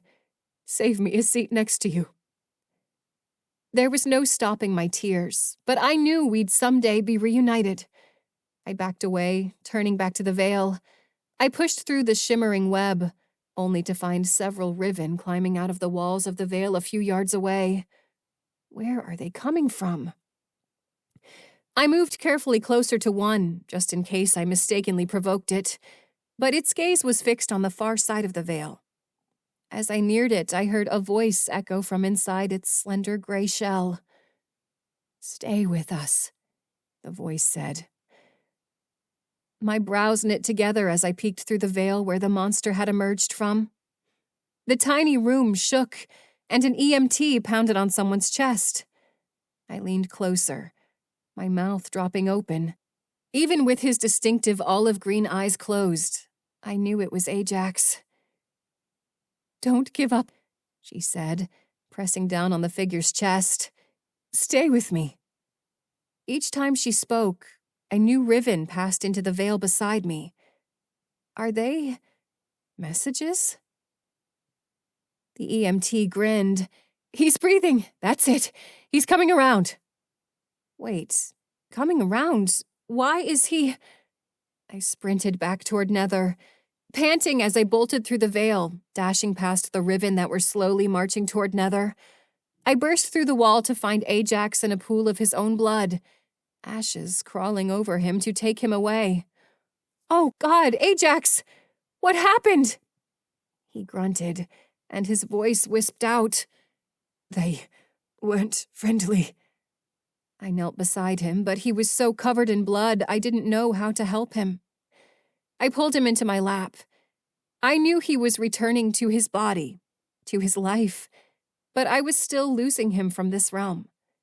I was surprised at how much it hurt to lose him going the other direction, just like it would have if we were both alive and he was dying. "Are those tears for me, darling?" he asked. I sniffed. "It's going to be okay, Ajax." His eyes rolled back. Veil? "Yes, you're not dying. You're going back to your life." "What's it like?" "Your life?" I didn't know anything about his life. I'd only seen a second of an ambulance ride. But I wanted to bring him a little comfort in his last moments. The words spilled out. "You have a really beautiful wife. She's waiting for you to go back."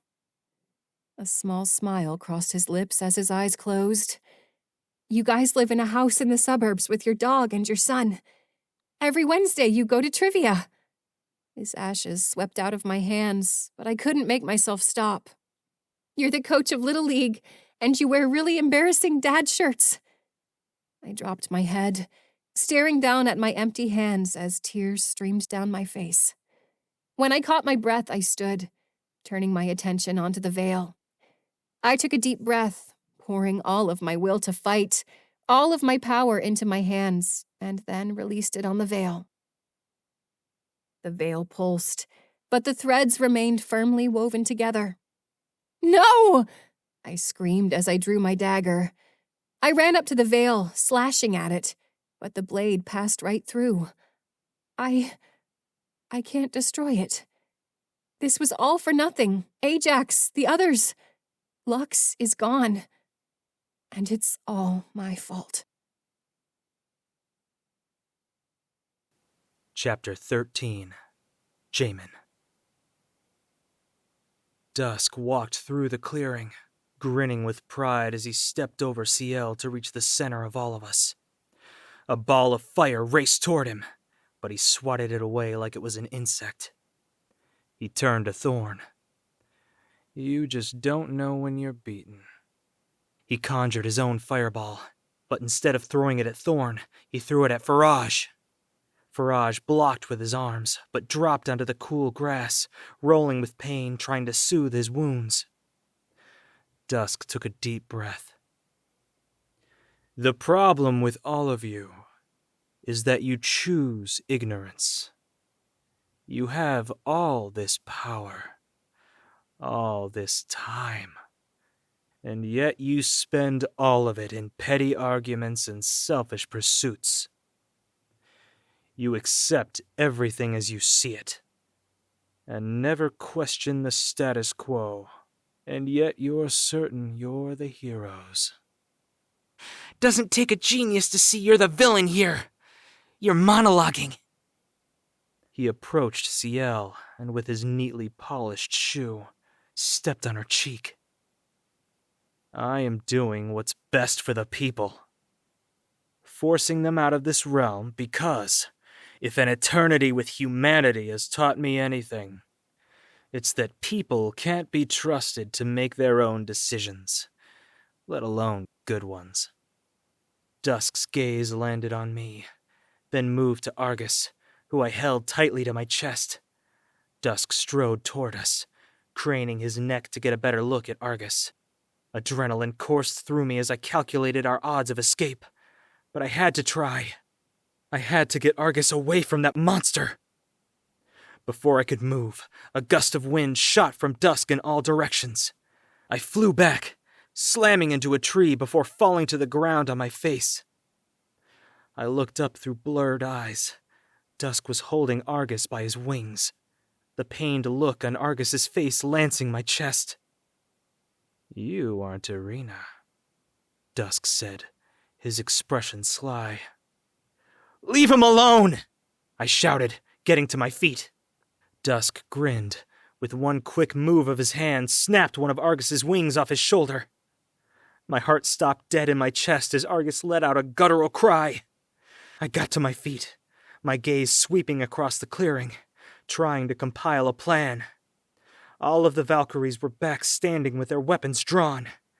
It was as if Argus's cry had restarted the pulse of the entire team. Thorn looked intently at me, his dual blades gleaming in the moonlight.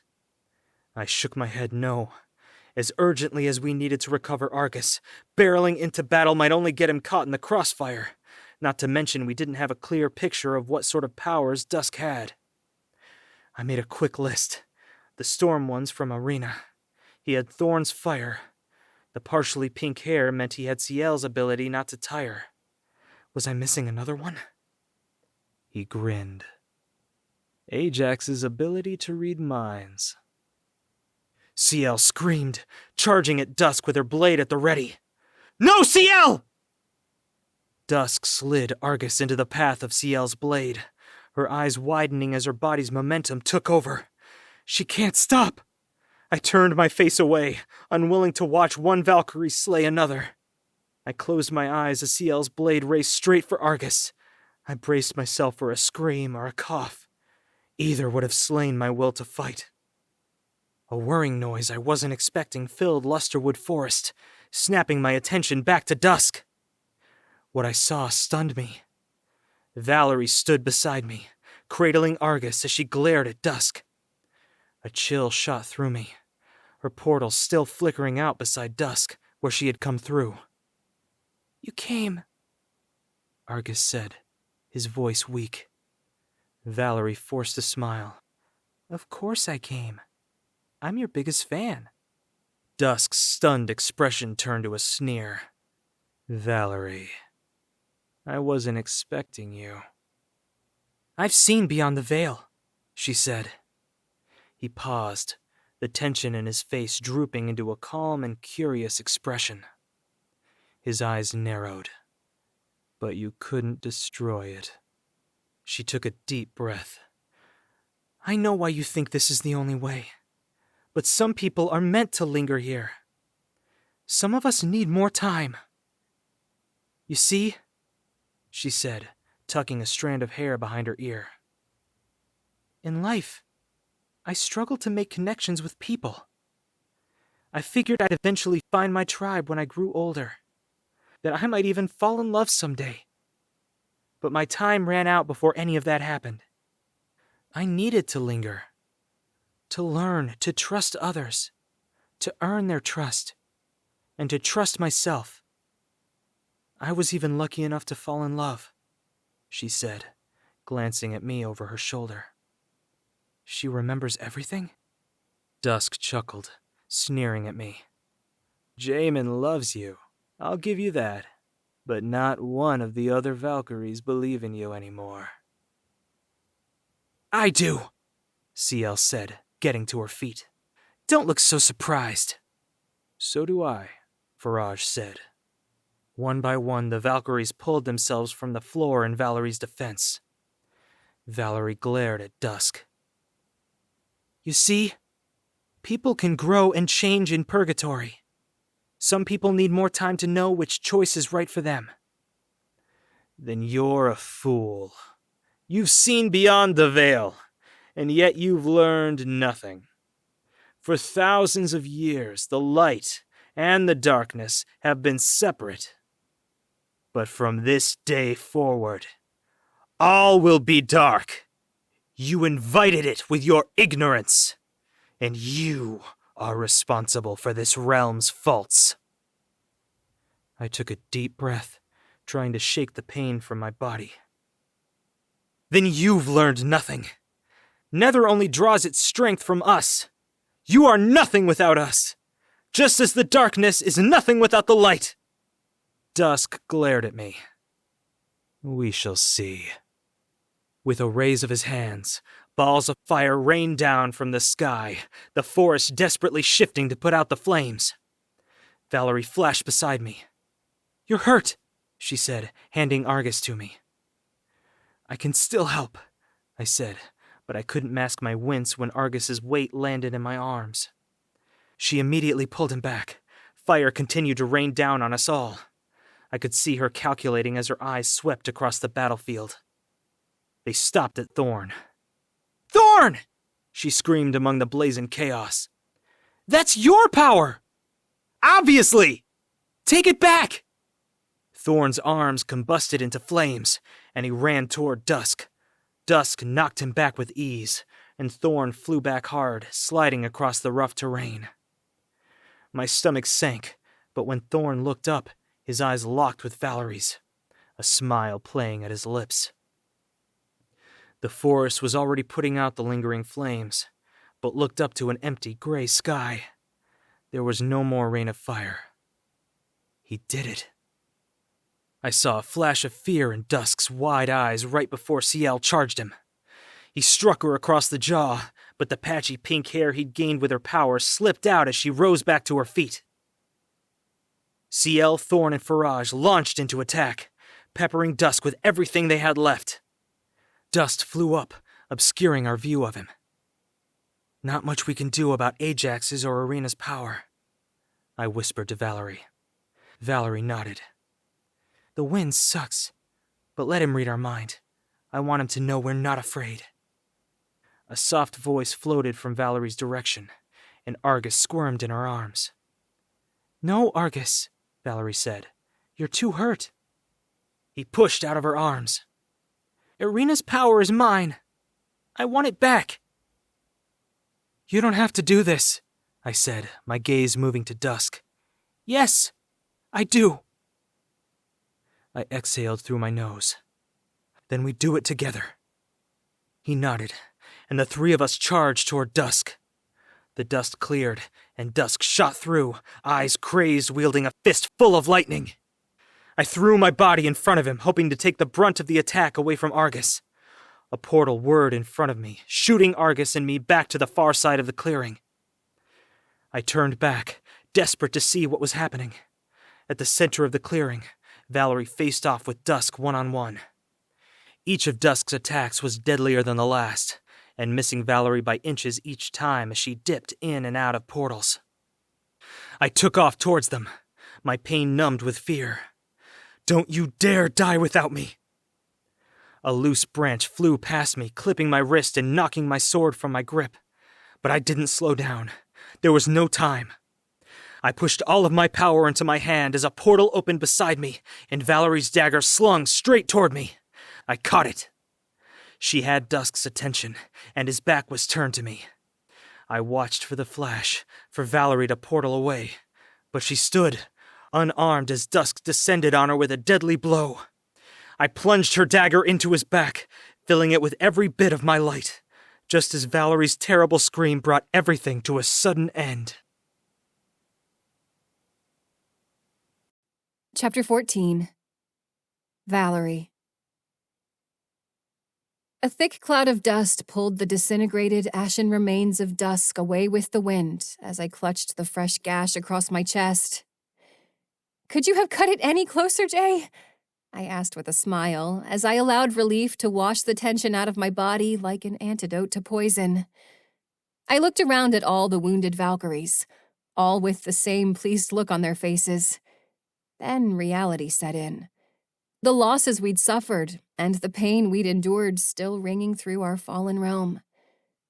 The sunrise had chased back the Riven, but we were left inside a vacant Lux, one that echoed with the repercussions of my actions. "How'd you know I was coming for you?"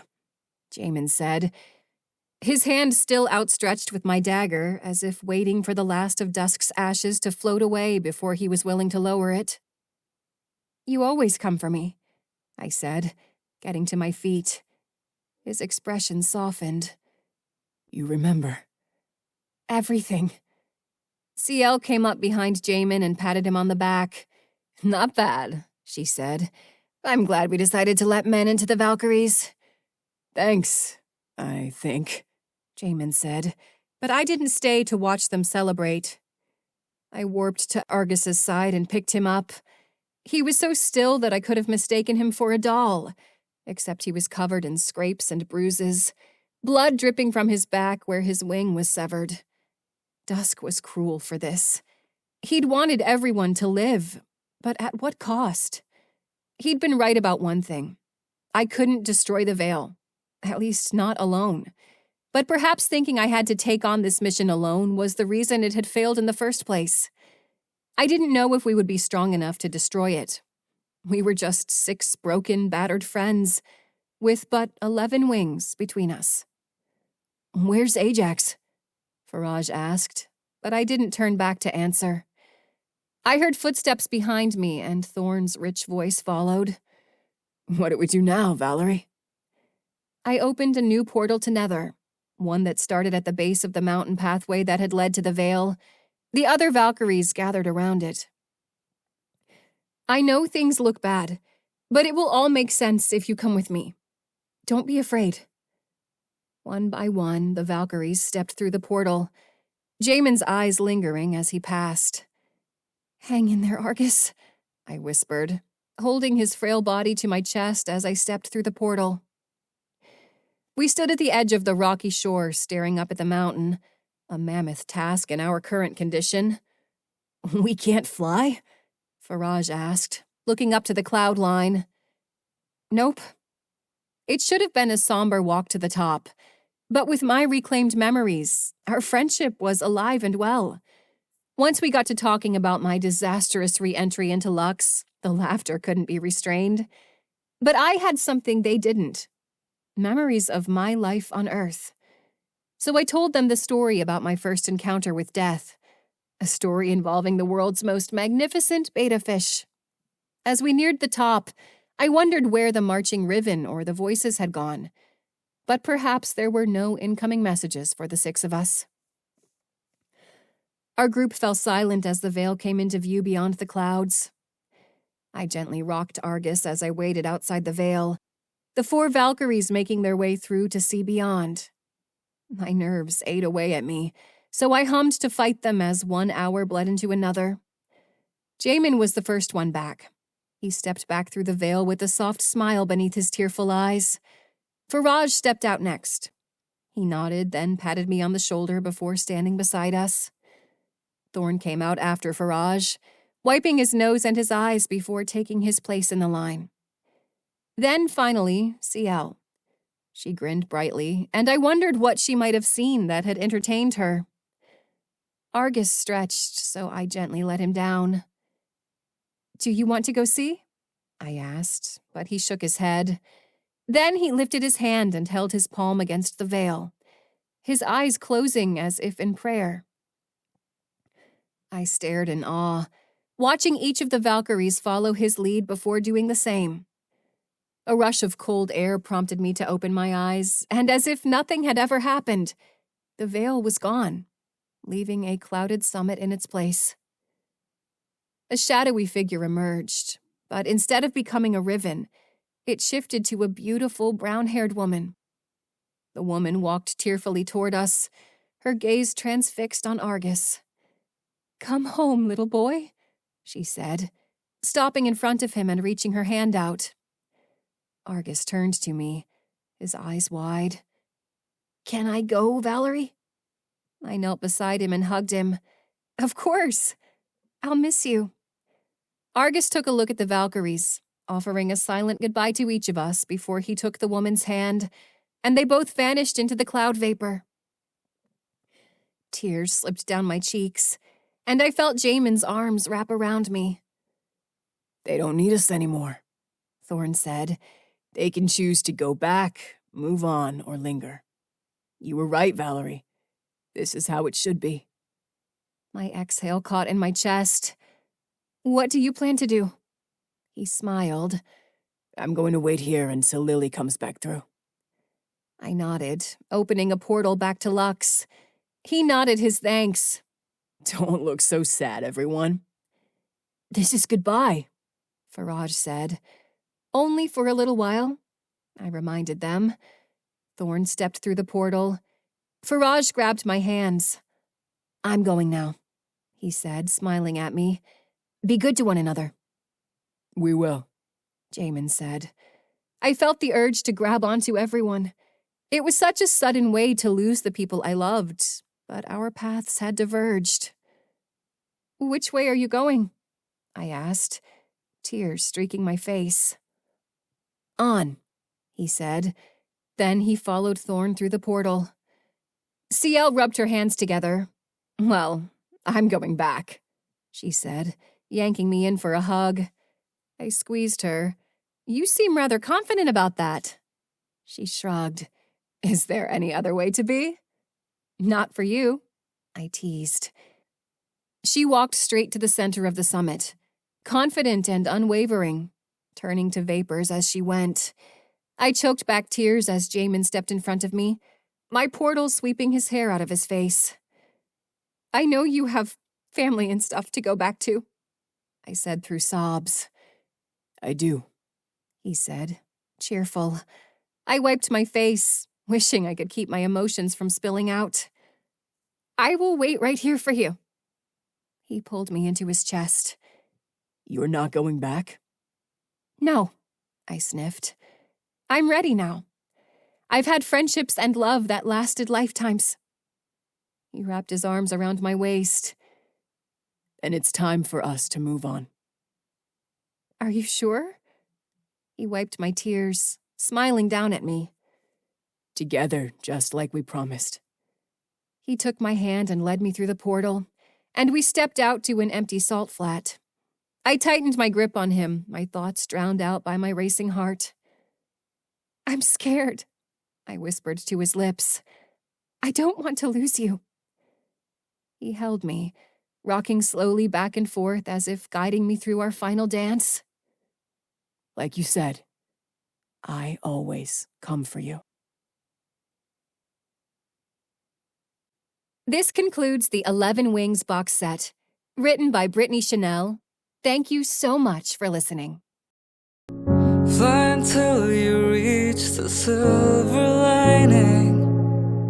Keep your gaze on the sky. Reach out a hand to the silver lining. And remember the reason we fly. Fly until you reach the silver lining. Keep your gaze on the sky. Reach out a hand to the silver lining. Remember the reason we fly.